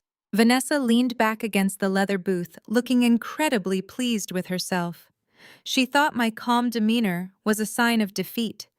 She genuinely believed her attack on Zuri's school had successfully broken my spirit. She thought I was sitting across from her as a desperate homeless single mother begging for scraps. "That is exactly why we wanted to see you," Nia, Vanessa said, crossing her arms. "Jamal and I talked about it. We know you are probably terrified about your living situation right now. We do not want any bad blood in the family. We just want to make sure you understand that the house belongs to Jamal and that you are not going to cause any unnecessary legal trouble when Mr. Davis reads the will on Friday. Contesting the will is just going to cost you money you do not have." Jamal finally looked up from the menu, his chest puffed out with unearned confidence. "Listen to her, Nia. We want a smooth transition. If you promise to be quiet and accept the terms of the estate without throwing a tantrum in the lawyer office, I might be willing to write you a small check. Maybe $5,000 to help you and Zuri get a cheap apartment somewhere outside the city. Consider it a parting gift from your big brother." The sheer audacity of his offer was almost comical. He was offering me $5,000 out of an estate he was currently draining while sitting on over $1 million in toxic debt that he had completely hidden from everyone. I kept my face perfectly neutral, masking the cold amusement bubbling in my chest. "That is very generous of you, Jamal," I replied, staring right into his eyes. "But what about the house? Mom and Dad loved that house. They always talked about keeping it in the family, so Zuri and your future children would have a place to gather for the holidays. Vanessa let out a loud, obnoxious laugh that cut right through the smooth music of the restaurant. Oh, please, Nia. Do not start with that sentimental nonsense. That house is old and drafty. It is sitting on prime real estate in a neighborhood that is gentrifying faster than anywhere else in Atlanta. We are not turning it into a family museum. She snapped her fingers to get the attention of our waiter, who hurried over immediately. Vanessa did not even look at the prices. We will take the Wagyu beef tomahawk steaks for two, she ordered, waving her manicured hand dismissively. Bring us the truffle macaroni and cheese, the butter-poached lobster tails, and a bottle of the Opus 1 Cabernet. The waiter nodded, taking down the massive order which easily totaled over $1,000. He looked at me respectfully. And for you, Mum, I will just have a sparkling water with lime, please, I said quietly. Vanessa smirked, looking at me with pure condescension. Are you sure, Nia? You can order food. Do not worry about the prices. Jamal and I are paying tonight. We know you are struggling since we kicked you out. You probably have not had a decent meal in days. I am fine. Thank you, I replied, taking a sip from my water glass. So you are not keeping the house at all? Jamal leaned forward, resting his elbows on the table, unable to hold back his desperate need to brag. Keep it. Absolutely not. We have already been in quiet negotiations with Sterling Real Estate Group. They are a massive developer from California buying up every lot on that street. They want the land. He leaned in closer, lowering his voice as if he was sharing a multi-million-dollar corporate secret. They are paying us $1.5 million in pure cash, Nia. We sign the preliminary agreement next week, right after the deed officially transfers to my name on Friday. I widened my eyes, feigning absolute shock and awe. 1.5 million. That is a lot of money, Jamal. But what about the structure? Big Mama helped build the sunroom in the back. My father spent 10 years restoring the hardwood floors. Are they going to renovate it? Vanessa rolled her eyes, aggressively annoyed by my attachment to the family history. Renovate it. Nia, are you slow? The developer does not care about your precious hardwood floors or Big Mama old sunroom. They are buying the dirt. I subtly shifted my clutch a fraction of an inch closer to her, ensuring the microphone was picking up every single syllable. I want to make sure I understand, I said, my voice trembling slightly as if I was on the verge of tears. You are going to let them destroy the house. The house our parents explicitly asked us to preserve. I am going to let them bulldoze it to the ground, Jamal stated bluntly, his voice full of arrogant authority. They are going to bring in the wrecking ball, tear it down to the dirt, and build luxury condominiums. And I do not care what Mom and Dad wanted. They are dead, Nia. They do not get a vote anymore. I am the man of this family now, and I say we take the cash. Vanessa raised her glass of expensive champagne, practically vibrating with greed. Exactly. We are taking the 1.5 million, and we are upgrading our lives. So you see, Nia, fighting us on Friday is completely pointless. The deal is basically done. The money is ours. Just take the $5,000 handout Jamal offered you and walk away quietly. I sat back in my chair, letting their words hang in the air. The recorder in my bag had captured everything flawlessly. Jamal admitting he was selling the house against our parents' wishes. Jamal stating he was going to bulldoze the family legacy. Vanessa bragging about the massive cash payout they falsely believed was coming their way. They were so drunk on their own arrogance, so entirely consumed by their greed, that they had completely blinded themselves to reality. They thought they had successfully boxed me into a corner. They thought they had secured $1 million future. I looked at the massive Wagyu steaks and lobster tails arriving at the table, carried by two waiters. The smell of expensive truffles filled the air. Jamal and Vanessa immediately dug into the extravagant feast, laughing and clinking their wine glasses together, celebrating a victory that did not actually exist. I watched them eat, feeling absolutely nothing but cold, clinical satisfaction. They were celebrating a $1.5 million payday while sitting on top of a $1.2 million defaulted mortgage that was going to explode in their faces in exactly 48 hours. I let them enjoy their expensive wine. I let them savor every single bite of that Wagyu beef. I knew exactly what was coming when the bill arrived. The waiter cleared the empty plates, taking away the remnants of their decadent meal. He returned a few moments later carrying a sleek black leather folder, placing it gently in the center of the table, right next to my hidden recorder. The bill for the evening was astronomical, easily passing the $800 mark. Jamal leaned back in the velvet booth, patting his stomach with a satisfied sigh. He looked at the black leather folder, then looked over at Vanessa before beginning his absolutely predictable performance. He patted the chest pockets of his silk blazer, then frantically patted his pants pockets, his face contorting into a mask of exaggerated surprise. "Oh, wow," Jamal said, shaking his head. "I cannot believe I did this. I left my wallet in the console of the Range Rover." It was a classic move. He had been pulling this exact same stunt since we were teenagers. He would invite people out to expensive dinners, insist on ordering the absolute best items on the menu, and then miraculously misplace his wallet right when the check arrived. My parents had bailed him out of this exact situation dozens of times. Vanessa did not even pretend to be embarrassed. She took a slow, elegant sip of her champagne and looked across the table at me, a wicked smirk playing on her lips. She had known exactly what Jamal was going to do. The entire dinner was a setup designed to humiliate me financially. "Well," Vanessa said, her voice dripping with condescension, "it looks like you are going to have to cover the bill tonight. Jamal and I did just offer you $5,000 to help you get back on your feet, so consider this an advance on your little payout. Besides, you are practically homeless now. You probably need the tax write-off." I looked at the black folder and then back at my brother. "Jamal, you invited me here under the pretense of discussing the estate. And now you expect me to pay for your $800 dinner."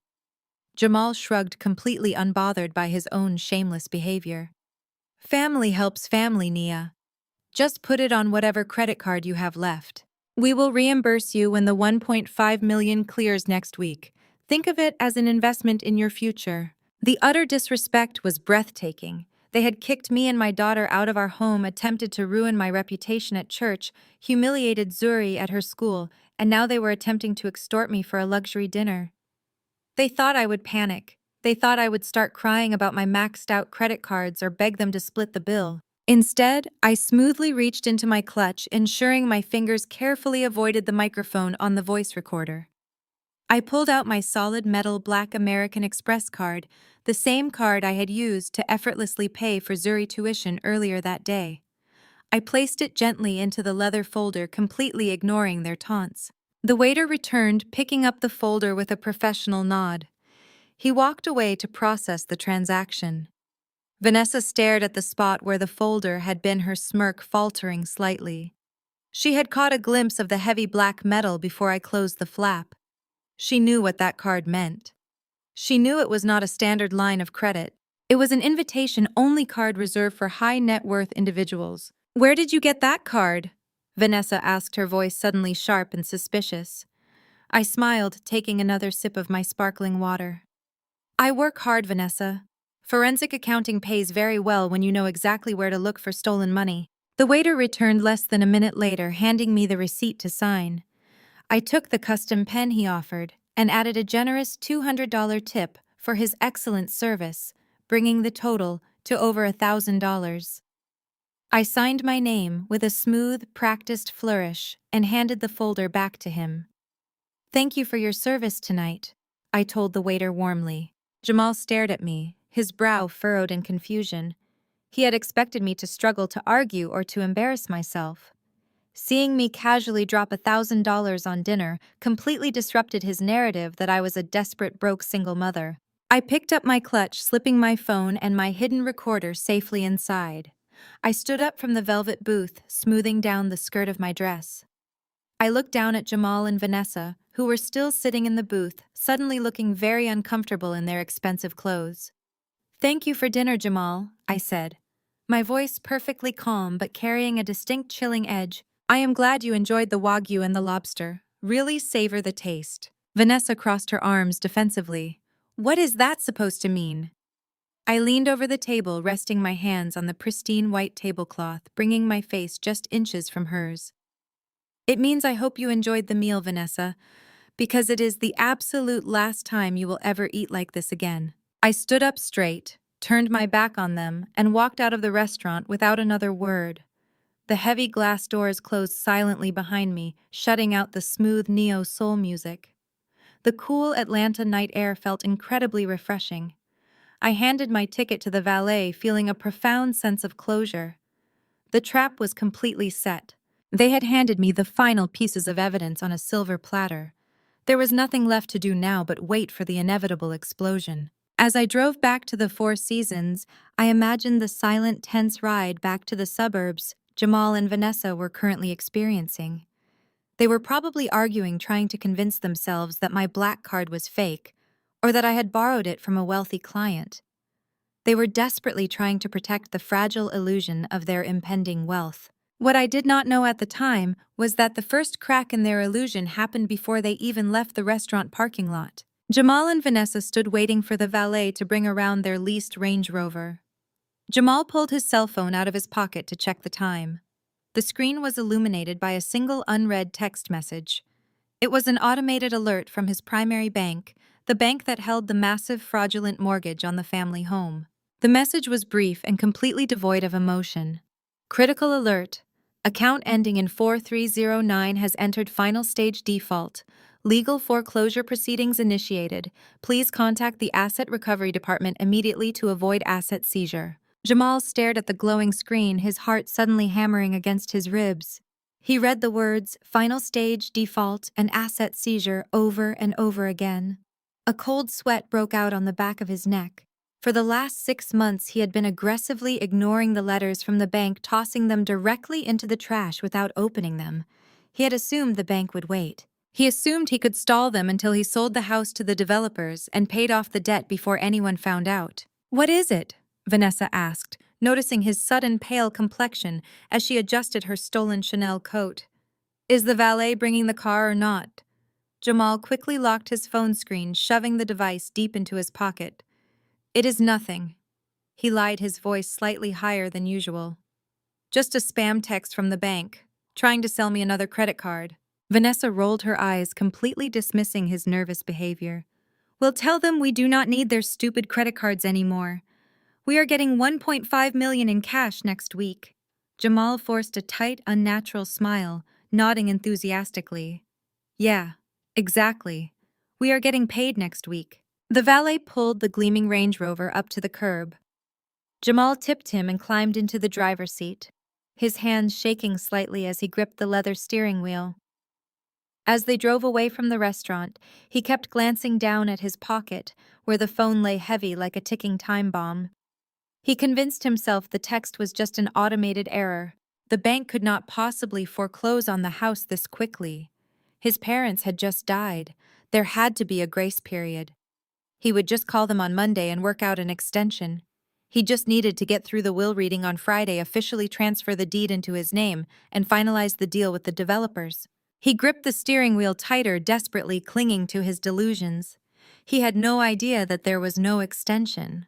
He had no idea that the bank had already accelerated the loan specifically because the primary borrowers had passed away. He had absolutely no idea that while he was sweating over an automated text message, my encrypted email to the FBI had already been opened, reviewed, and escalated to an active federal investigation.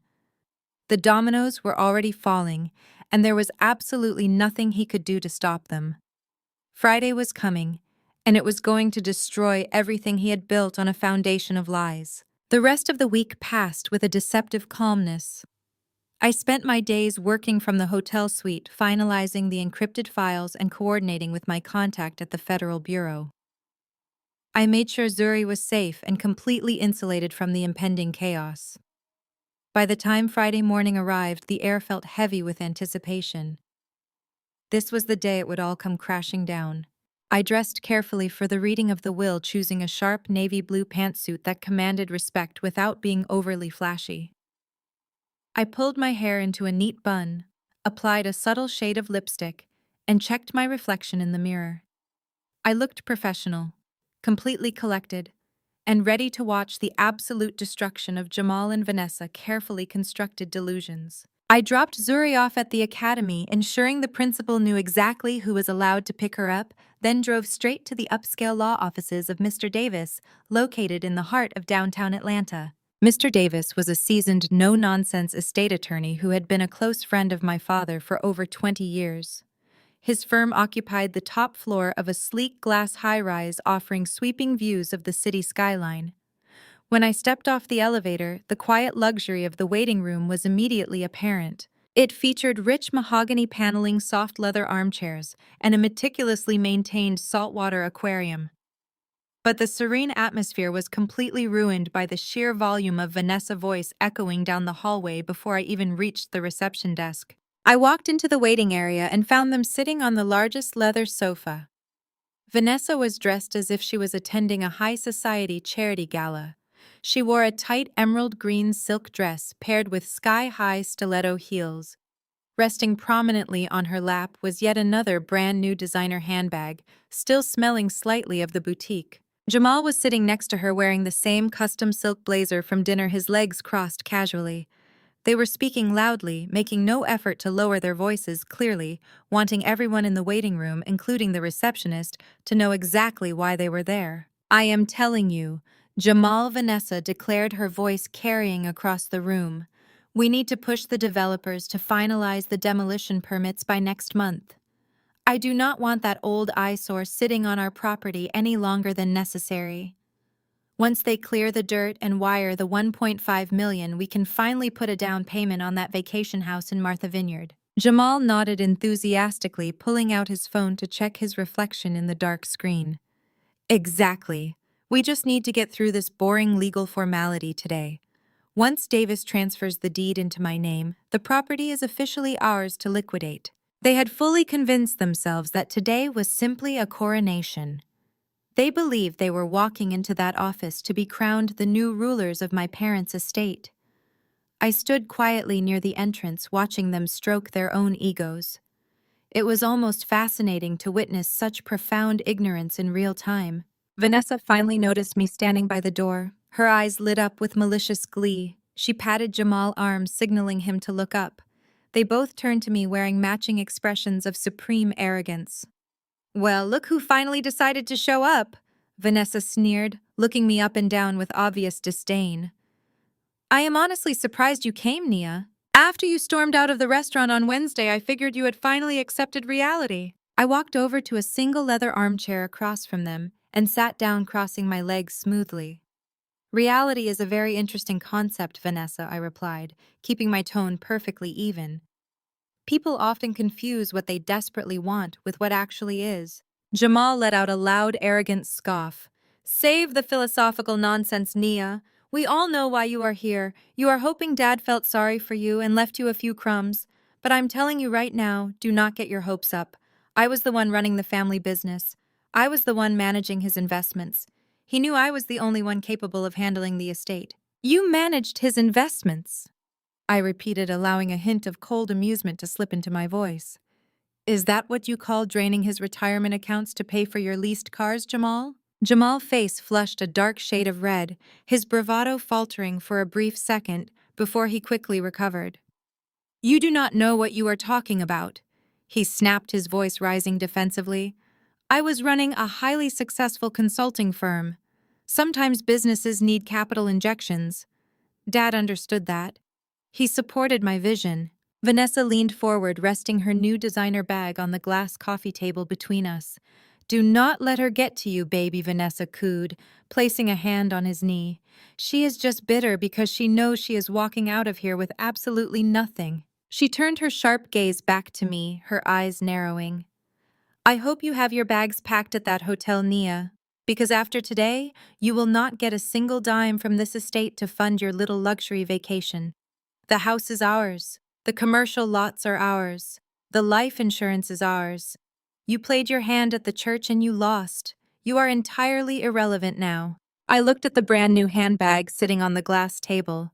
"That is a beautiful bag, Vanessa," I noted, my voice entirely devoid of emotion. "Did you pick that up yesterday?" Vanessa sat back, a smug, triumphant smile spreading across her face. "As a matter of fact, I did. Consider it a preemptive celebration gift to myself." When you know you are about to become a millionaire, you do not have to worry about looking at price tags.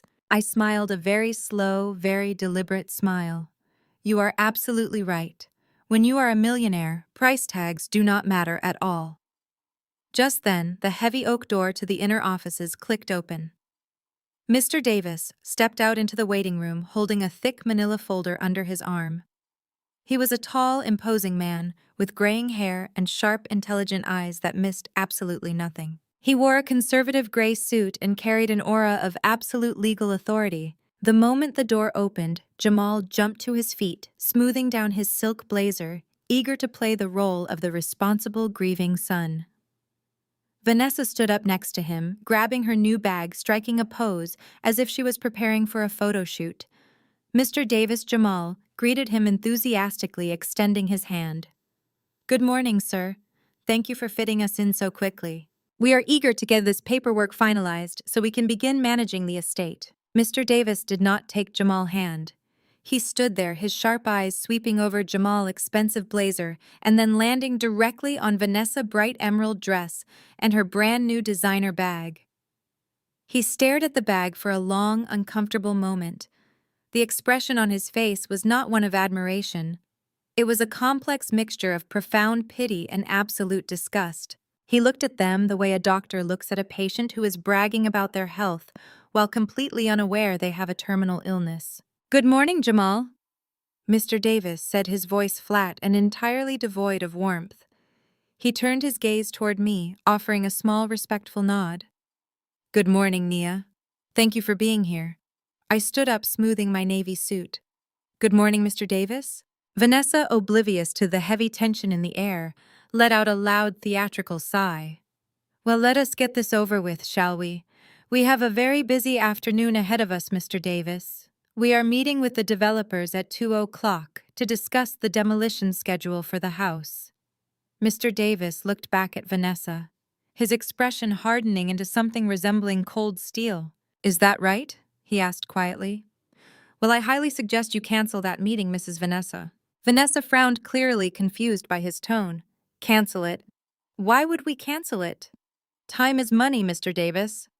Mr. Davis adjusted the thick manila folder under his arm, his jaw clenching slightly. "Because after we read this, you are going to need every single second of your afternoon to figure out how you are going to survive the next 48 hours. He turned sharply on his heel. "Follow me into my office, please." He did not wait for a response. He walked back through the heavy oak door, leaving it open behind him. Jamal and Vanessa exchanged a quick, nervous glance. The absolute confidence they had displayed just a few moments ago began to fracture slightly. Mr. Davis' warning had been blunt and ominous.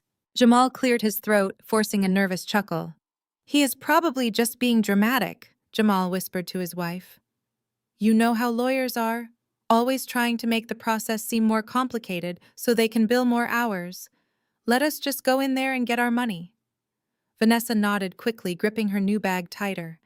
"Exactly. He cannot change what is written in the will. The house is ours." They walked through the door side by side, desperately clinging to their crumbling reality. I followed closely behind them, my heels clicking softly against the hardwood floor. I walked into the grand office, taking in the massive mahogany desk, the walls lined with heavy legal volumes, and the large leather chairs arranged for the reading. Jamal and Vanessa immediately took the two seats closest to the desk, sitting up straight, looking expectant and greedy. I chose a chair slightly off to the side, giving myself a clear, unobstructed view of their faces. I wanted to see every single micro-expression when the bomb finally dropped. Mr. Davis sat down behind his desk, placing the thick manila folder squarely in the center. He opened it slowly, revealing a stack of crisp legal documents bearing my parents' official signatures and the heavy embossed seal of the state of Georgia. He looked up from the papers, locking eyes with Jamal. "We are here today to execute the final wishes of your late parents." Mr. Davis began, his voice authoritative and commanding the absolute silence of the room. "I will read the provisions exactly as they are written. I expect there to be no interruptions. Do you both understand?" Jamal and Vanessa nodded eagerly, completely unaware that they were nodding along to the beginning of their own complete destruction. I sat perfectly still, my hands resting calmly in my lap. The pre-meeting arrogance was over. It was time for the main event. Mr. Davis adjusted his silver-framed reading glasses and opened the thick manila folder. The room fell so completely silent that the only sound was the heavy, rhythmic ticking of the antique grandfather clock standing in the corner of the office. Jamal leaned forward in his leather chair, gripping the armrest so tightly his knuckles turned white. Vanessa sat right on the edge of her seat, her new designer bag clutched tightly against her chest like a shield. She looked like a predator waiting for the cage door to open. I remained perfectly still, leaning back in my chair with my hands folded in my lap.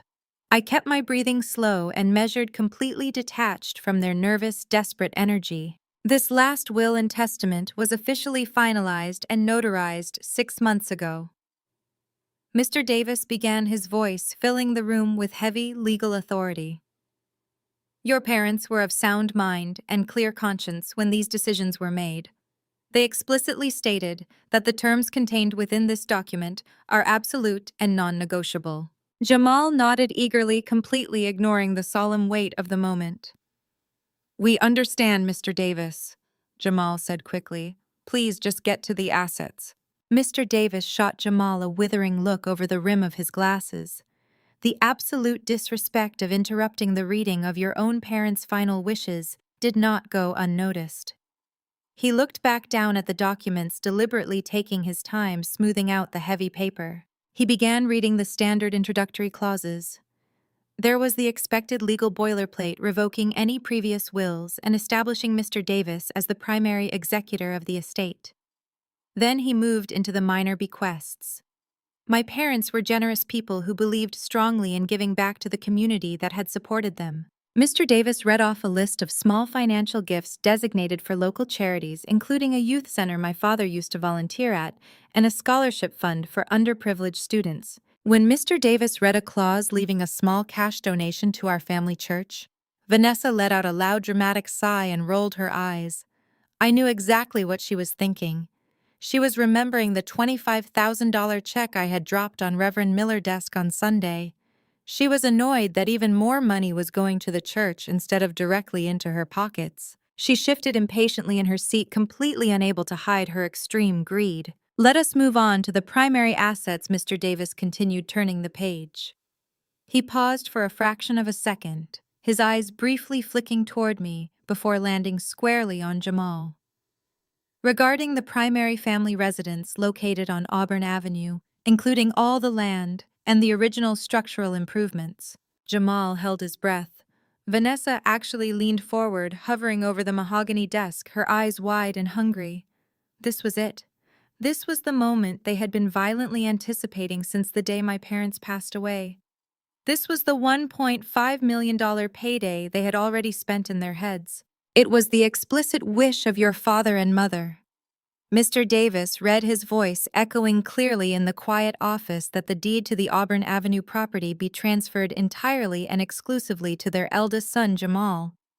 The reaction was instantaneous and absolutely explosive. Vanessa shrieked a loud, piercing sound of pure, unfiltered victory that bounced off the mahogany walls. She jumped up from her leather chair, throwing her arms into the air, dropping her expensive new bag onto the floor. Yes, she screamed, her face flushed with triumph. I knew it. I told you, Jamal. I told you it was ours. She grabbed Jamal by the shoulders, shaking him with wild excitement. Jamal let out a massive breath of relief, slumping back into his chair with a wide, arrogant grin spreading across his face. He puffed out his chest, looking around the room as if he had just won a grueling marathon instead of simply waiting for his parents to die. We did it? Baby Jamal laughed, clapping his hands together. The house is legally ours. The developers are going to be thrilled. We can sign the demolition contracts this afternoon. Vanessa turned away from her husband and immediately locked her eyes on me. The brief moment of celebratory joy instantly morphed into vicious, malicious cruelty. She had secured the bag, and now she wanted to make sure I suffered. She walked toward my chair, looking down at me with an expression of pure, venomous hatred. Did you hear that, Nia? Vanessa taunted, her voice dripping with poison. The house belongs to us, not you. Your own parents chose Jamal over you. They knew you were a complete failure. They knew you were just going to drain their resources with your pathetic single mother lifestyle. I did not move. I did not blink. I sat perfectly still, looking up at her with cold, clinical observation. My silence only seemed to fuel her rage. She wanted me to cry. She wanted me to scream and beg. She wanted a reaction to validate her victory. You thought you were so smart showing up at the church with that fake cashier check? Vanessa continued, pointing a sharp, manicured finger right at my face. You thought you could intimidate us at the restaurant with your little black credit card. But look at you now. You have absolutely nothing. You are the ultimate loser of this family, Naya. You spent the last 6 months wiping your dying parents' mouths, and they still left you with nothing but the trash bags we threw out on the porch. Jamal stood up, adjusting his silk blazer, completely validating his wife's unhinged behavior. He walked over to stand right beside her, looking down at me with the exact same condescending smirk. Vanessa is right, Nia, Jamal said, his voice full of arrogant authority. You played your hand and you lost. You need to pack up your kid and leave Atlanta entirely. Go find a cheap apartment in the suburbs somewhere and start over. I am the head of the estate now, and I am officially cutting you off. Do not ever contact us asking for money. Do not call us when you cannot afford groceries. We are completely done with you. He looked over at the lawyer desk, his chest still puffed out with unearned pride. Thank you, Mr. Davis. We will take the deed now and get out of your hair. We have a very important meeting with the Sterling Real Estate Group to get to. I looked from Jamal to Vanessa. They were standing there bathed in their own glorious delusions. They had insulted my daughter. They had mocked the sacrifices I made to care for our dying parents. They had bragged about tearing down our family legacy for pure cash. They were the absolute worst kind of people, completely hollowed out by greed and vanity. I did not feel angry anymore. The anger had completely burned out days ago, leaving behind nothing but pure diamond-hard execution. I simply reached down and picked up my leather tote bag, placing it securely on my lap. You are going to want to sit back down, Jamal, I said softly, my voice barely above a whisper, but carrying a lethal edge that made him instantly freeze. Vanessa scoffed, rolling her eyes aggressively. Excuse me, you do not give orders here anymore, Nia. You are completely irrelevant. I did not look at her. I looked past her, right at the man sitting behind the massive mahogany desk. Mr. Davis had watched their entire vile display in absolute silence. His face was a mask of furious professional disgust. He had known my parents for decades. He knew the sacrifices I had made. Seeing Jamal and Vanessa celebrate their perceived victory with such cruel, vicious behavior had thoroughly disgusted the seasoned attorney. Mr. Davis picked up the heavy manila folder and slammed it down onto his desk. The loud, sharp crack of the paper hitting the wood sounded like a gunshot in the quiet office.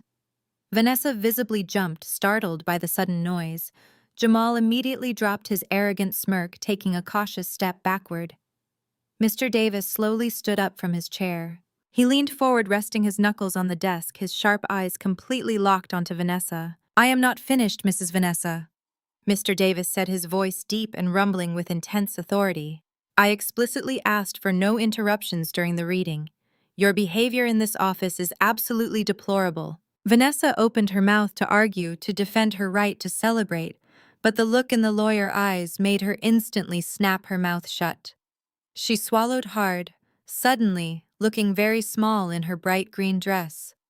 She slowly bent down, picked up her designer bag, and retreated to her leather chair, sinking into the seat. Jamal quickly followed her, sitting down rigid and tense. The celebratory atmosphere vanished completely, replaced by a sudden chilling wave of uncertainty. Mr. Davis sat back down, picking up the document he had been reading from. He adjusted his glasses and looked at Jamal. His expression held no sympathy. It was the look of an executioner preparing to pull the lever. As I was saying before, I was so rudely interrupted. Mr. Davis continued, his voice cutting through the heavy silence of the room. The deed to the Auburn Avenue property is transferred to Jamal. However, this transfer is not unconditional. Jamal frowned, leaning forward again, his hands gripping the armrests. What do you mean, not unconditional? A deed is a deed. They gave me the house. Mr. Davis shook his head slowly. They gave you the legal ownership of the property, Jamal, but they did not give you the property free and clear. The transfer of the deed comes with a highly specific stipulation, a stipulation directly tied to a massive financial encumbrance that you yourself created. Vanessa turned her head sharply to look at Jamal, her eyes wide with sudden confusion. Financial encumbrance? Jamal, what is he talking about? What did you do? Jamal's face went completely pale. The arrogant flush of victory vanished, replaced by the sick gray color of absolute terror. He remembered the cryptic automated text message he had received outside the restaurant. He remembered the letters he had been throwing away for the last 6 months. The walls of his carefully constructed reality were beginning to crack under the immense pressure. I did not do anything, Jamal stammered, his voice shaking badly. Mr. Davis, there must be some kind of mistake. The house is paid off. Mom and Dad paid off the original mortgage 10 years ago. Mr. Davis did not blink. He simply turned the page of the legal document. Yes, they did, Jamal. The original mortgage was paid off. But that is not the debt we are discussing today, and there is absolutely no mistake. Your parents were very much aware of the situation before they passed away. And they structured this will specifically to ensure that you and you alone bear the full catastrophic consequences of your actions. The room was perfectly still. The trap was springing shut, and the sound it made was beautiful. Mr. Davis reached back into the thick manila folder and pulled out a secondary stack of papers. They were not printed on the standard ivory legal parchment used for last wills and testaments. They were thick, heavily stapled bank documents bearing the bold corporate logo of a well-known predatory lending institution. Jamal saw the logo and his breath hitched loudly in his throat. He lunged forward, half rising from his leather chair, reaching out as if he could physically snatch the documents away from the seasoned attorney. That is my private business, Jamal stammered, his voice cracking with sudden high-pitched panic. You have no right to bring that up here. That has absolutely nothing to do with the estate. Mr. Davis did not flinch. He simply placed his large hand flat over the stack of bank papers, pinning them to the mahogany desk. He looked up at Jamal, his eyes cold and completely unforgiving. It ceased being your private business the moment you attached it to your parents' property, Jamal. Mr. Davis replied, his voice dropping to a dangerous, authoritative rumble. Sit down. If you interrupt me one more time, I will have security remove you from the building and you can read the rest of this will from the sidewalk. Jamal slowly lowered himself back into his chair, his legs trembling so badly they shook the heavy wooden frame. Vanessa looked frantically between her husband and the lawyer, her perfectly manicured hands gripping the armrests of her chair. Her triumphant smile had completely vanished. The smug, arrogant glow that had illuminated her face just 2 minutes ago was entirely gone, replaced by a creeping, sickening dread. What is he talking about, Jamal? Vanessa demanded, her voice shrill and urgent. What bank documents? You said the house was completely paid off. You told me the developers ran a title check and everything was clean. Jamal refused to look at her. He stared intently at his own expensive leather shoes, his chest heaving as he struggled to pull air into his lungs. He was trapped and he knew it. I will tell you exactly what I'm talking about. Mrs. Vanessa. Mr. Davis interjected smoothly, pulling the top document from the stack. 2 years ago, your husband came into possession of a forged power of attorney. He used this fraudulent document to bypass the standard legal protocols and took out a massive secondary mortgage against the Auburn Avenue property. Vanessa's jaw dropped. A mortgage, she whispered, her eyes widening in sheer terror. How much? The principal loan amount was exactly $1.2 million, Mr. Davis stated, reading directly from the paper. And because it was secured through a hard moneylender willing to overlook the discrepancies in the paperwork, it came with an absolutely staggering variable interest rate. Vanessa let out a choked gasp, clapping her hand over her mouth. $1.2 million. She turned completely in her chair to face Jamal. You took out $1 million loan against the house without telling me. Where did the money go, Jamal? We do not have $1 million.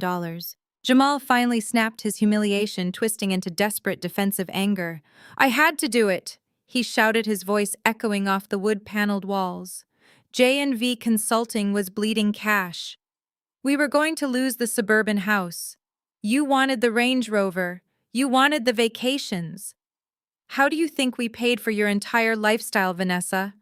I made a business decision. I invested the capital to keep us afloat. You committed severe mortgage fraud, I corrected him, my voice cutting sharply through their domestic dispute.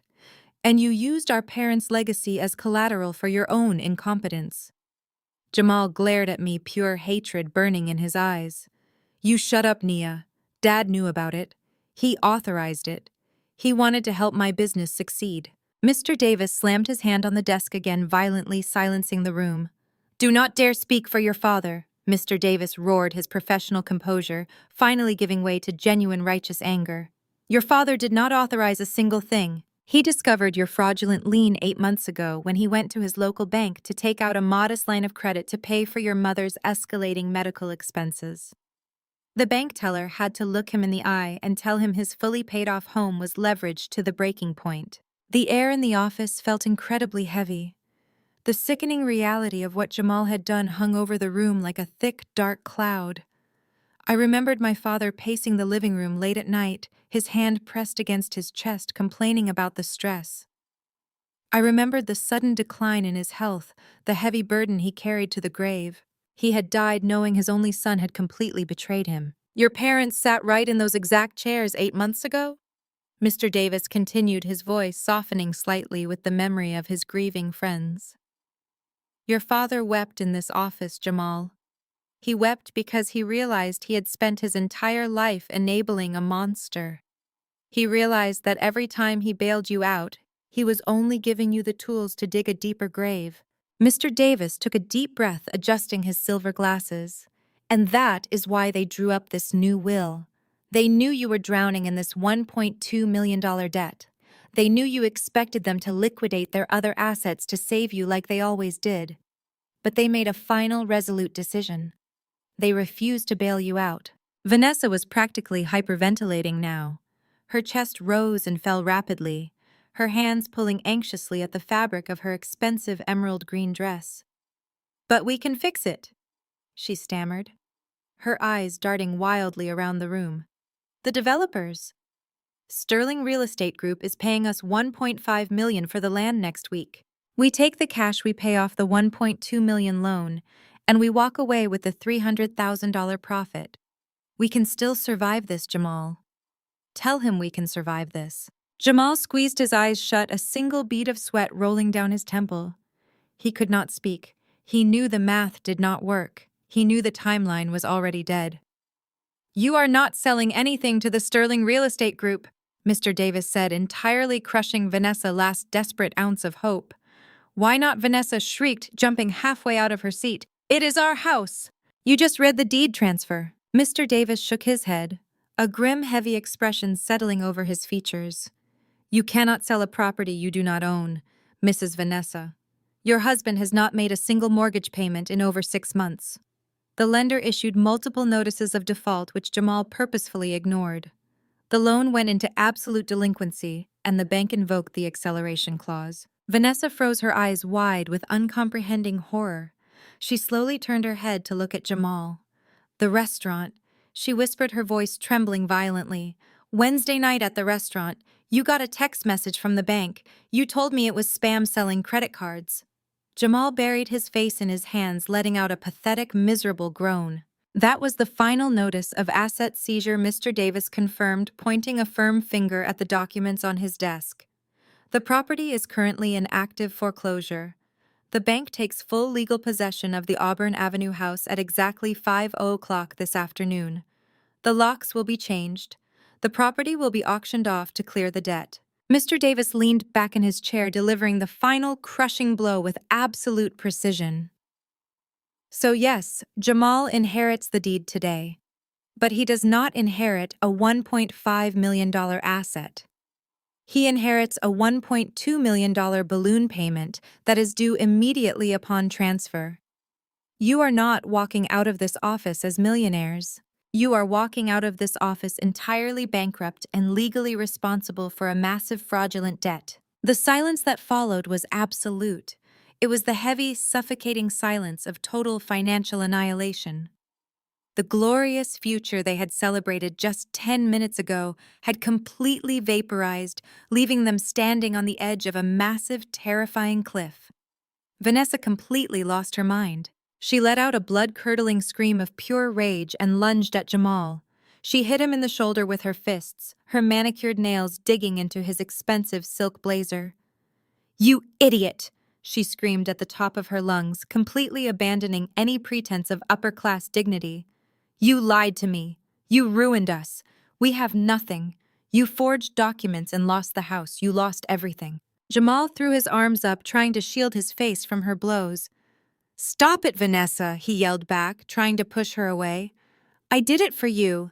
I did it to pay for your bags and your cars. You spent the money just as fast as I stole it." I sat quietly watching the magnificent destruction of their marriage and their pride.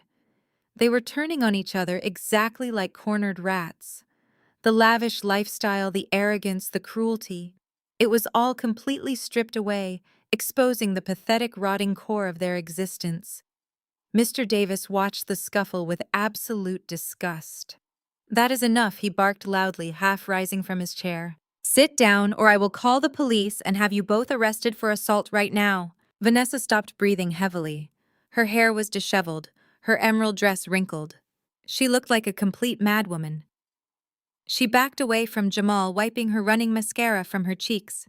Survival instinct suddenly kicked in. Vanessa's mind raced frantically, searching for a way out of the massive crater Jamal had thrown them into. She turned away from her husband and looked wildly at Mr. Davis, planting her hands flat on the mahogany desk. "Wait!" she gasped, hyperventilating. "Wait. Fine. We lose the house. But what about the rest of it? The estate is huge." She looked at me, her eyes burning with desperate, frantic greed. Mom and Dad had 3 massive commercial lots downtown. They had the stock portfolios, they had the primary life insurance policies. Vanessa pounded her fist on the desk, leaning closer to the attorney. "We are legally entitled to half of that, Mr. Davis. Jamal is the son. He gets half the remaining assets. We can use the life insurance money to pay off the bank and save ourselves from bankruptcy. Read the rest of the will. Give us our money." Mr. Davis looked at her with a chillingly calm expression. He did not reach for the manila folder. He did not turn another page. He simply folded his hands together on top of the desk and looked Vanessa directly in the eye. He slowly shook his head. "No, you do not." He slowly shook his head. "No, you do not." Vanessa froze, her hands still planted firmly on the mahogany desk. "What do you mean we do not?" she demanded, her voice dropping to a frantic, terrified whisper. "The law says the assets are divided. You are trying to cheat us. I am executing the exact legal wishes of your late in-laws." Mr. Davis replied, his voice echoing with absolute finality. "The estate you are referring to, the commercial lots, the stock portfolios, the life insurance policies, it no longer exists in the capacity you believe it does. You." Jamal finally lifted his head from his hands, his eyes red and bloodshot. "What did they do?" Jamal croaked. Mr. Davis closed the folder containing the bank foreclosure notices and opened the final section of the last will and testament. "After your father discovered the fraudulent $1.2 million mortgage you secretly placed on his home, he realized the sheer magnitude of your financial recklessness. He knew that if he left you any accessible assets, you would simply burn through them to cover your illegal debts and eventually ruin the entire family legacy. So he and your mother made a very difficult but necessary decision to permanently protect their life work from you." Vanessa shook her head frantically, refusing to accept the reality unfolding in front of her. "Protected it how? Where did the money go?" Over the course of the last year, Mr. Davis explained, his tone clinical and precise. "Your parents quietly liquidated their entire estate. They sold all 3 commercial lots in downtown Atlanta to a private development firm. They cashed out their massive stock portfolios, taking the tax penalties to secure the liquid cash. They even surrendered their primary life insurance policies for their maximum cash value before they passed away." Jamal stared at the lawyer in absolute stunned disbelief. "They cashed out everything," he repeated softly. "Millions of dollars. Where is it? They could not have just spent it." They did not spend a single dime of it, Mr. Davis said. They consolidated every single liquid asset they had into one secure location. The total sum of the liquidated assets amounted to exactly $8.5 million. Vanessa let out a small, breathless gasp. $8.5 million. The sheer size of the number seemed to momentarily short-circuit her brain. She had been destroying her family over a $1.5 million real estate deal, completely unaware that an $8.5 million cash fortune was sitting right under her nose. Upon consolidation, Mr. Davis continued reading directly from the heavy parchment. Your parents established an ironclad, irrevocable blind trust. The funds are completely shielded from any outside creditors, meaning the bank cannot touch a single penny of this money to cover your defaulted mortgage, Jamal. The trust is completely locked. Vanessa's eyes lit up with a sudden, desperate spark of hope. She thought the word trust meant family money. She thought there was still a loophole, a way to gain access to the millions. Who controls the trust? She asked, her voice shaking with raw greed. Who is the beneficiary? Mr. Davis looked up from the document. He did not look at Vanessa or Jamal. He looked directly across the room at me. The sole beneficiary and the sole legally appointed executor of the $8.5 million blind trust is Nia, Mr. Davis announced. The silence that slammed into the room was absolute and deafening. It was so quiet, I could hear the faint hum of the air conditioning flowing through the vents. Jamal's jaw went completely slack. He turned his head slowly to look at me as if he was seeing me for the very first time. The sister he had mocked, the sister he had kicked out onto the street, the sister he had called a leech, was now the sole controller of an $8.5 million fortune. Vanessa looked like she had been physically struck by lightning. The color completely drained from her face, leaving her skin a sickly ash gray. Her perfectly styled hair suddenly looked ridiculous, her expensive emerald dress looked cheap. Her entire reality was completely shattering into millions of jagged, unfixable pieces. No, Vanessa whispered, taking a stumbling step backward away from the desk. No, that is impossible. She is lying. She manipulated them. She forced them to change the will while they were sick. They established the trust a full year ago. Mrs. Vanessa, Mr. Davis corrected her sharply. Long before they fell ill. They did it specifically to ensure that Nia and her daughter would be protected from the massive financial fallout your husband was actively creating. Nia had absolutely no knowledge of this trust until this exact moment. It was true. My parents had never breathed a word of this to me. They had watched me work tirelessly fighting corporate fraud, building my own wealth, and they knew I was the only person capable of protecting their legacy. They had trusted me completely. Vanessa began to hyperventilate. Her chest heaved as she desperately tried to pull air into her lungs. She looked at Jamal, who was sitting frozen in his chair, staring blankly at the floor, completely broken and defeated. She realized he was not going to save her. He had nothing left. The illusion of his success was entirely dead. She turned back to me, her eyes wild and pleading. Nia, she gasped, taking a step toward my chair. Nia, listen to me. We are family. You have $8.5 million. You can pay off the mortgage. You can save the house. We will split the rest of the money. We will give you whatever you want. Please, Nia, you cannot let us go bankrupt. I looked at the woman who had tried to publicly humiliate my 9-year-old daughter at her ballet school. I looked at the woman who had paraded around my church wearing my dead mother coat while calling me a thief. I felt absolutely no pity. I felt nothing but cold, calculated justice. I reached down and picked up my heavy leather tote bag, placing it squarely on my lap. I unzipped the main compartment and pulled out the thick, heavy manila folder containing my forensic accounting investigation. I stood up from my chair, walked over to the massive mahogany desk, and dropped the file right in front of Vanessa. It hit the wood with a heavy, satisfying thud. I am not giving you a single dime to save your house, Vanessa, I said, my voice perfectly calm and razor-sharp.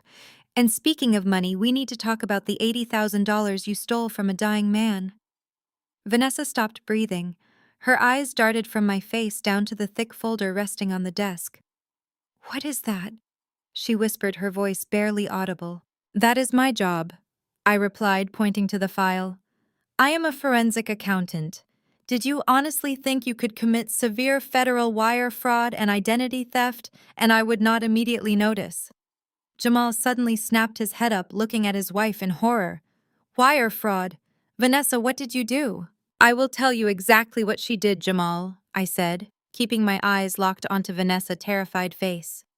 While you were busy ignoring the bank foreclosure notices, your wife was busy opening 4 high-yield platinum credit cards entirely in our father's name. She did it while he was lying in a hospital bed suffocating on a ventilator. Jamal's eyes widened in sheer disbelief. He looked at Vanessa, who was shaking so violently her stiletto heels were rattling against the hardwood floor. You stole Dad's identity? Jamal asked, his voice cracking with disgust. She forged his signature online. I continued, relentlessly exposing every single dirty secret. She bypassed the banking security protocols and changed the billing address to a private post office box, so you would never see the statements. And then she went on a massive shopping spree. She bought luxury vacations, spa treatments, and designer clothes. I pointed a firm finger directly at the brand new handbag sitting on the floor next to her chair. She bought that exact bag with stolen funds. She maxed out all 4 cards in less than 20 days, racking up exactly $80,000 in unsecured fraudulent debt. Vanessa raised her hands, trembling uncontrollably, shaking her head in a desperate, pathetic attempt at denial. You cannot prove that she stammered, crying, now the tears ruining her expensive makeup. You have no proof. I reached out and flipped the folder open. I do not just have proof, Vanessa. I have absolute, undeniable facts. I have the LexisNexis credit reports. I have the itemized receipts from the boutiques in Buckhead, matching the exact dates and times of the fraudulent charges. And most importantly, I have the internet protocol addresses used to submit the forged applications. They trace back directly to the wireless router sitting inside your suburban living room. Vanessa stared at the documents, her mouth opening and closing silently like a suffocating fish. She was completely trapped. The arrogant superiority she had worn like a crown her entire life was entirely gone, replaced by the raw, naked terror of a criminal caught red-handed. You see, Vanessa, I continued, my voice dropping to a chillingly quiet register. You thought you were dealing with a helpless, grieving sister, but you were dealing with an expert. That file contains every single piece of evidence required to secure a federal conviction. I paused, letting the absolute severity of my words sink into her brain. And I did not just bring a copy for Mr. Davis to see. I reached into my pocket and pulled out my cell phone, checking the blank screen before looking back up at her.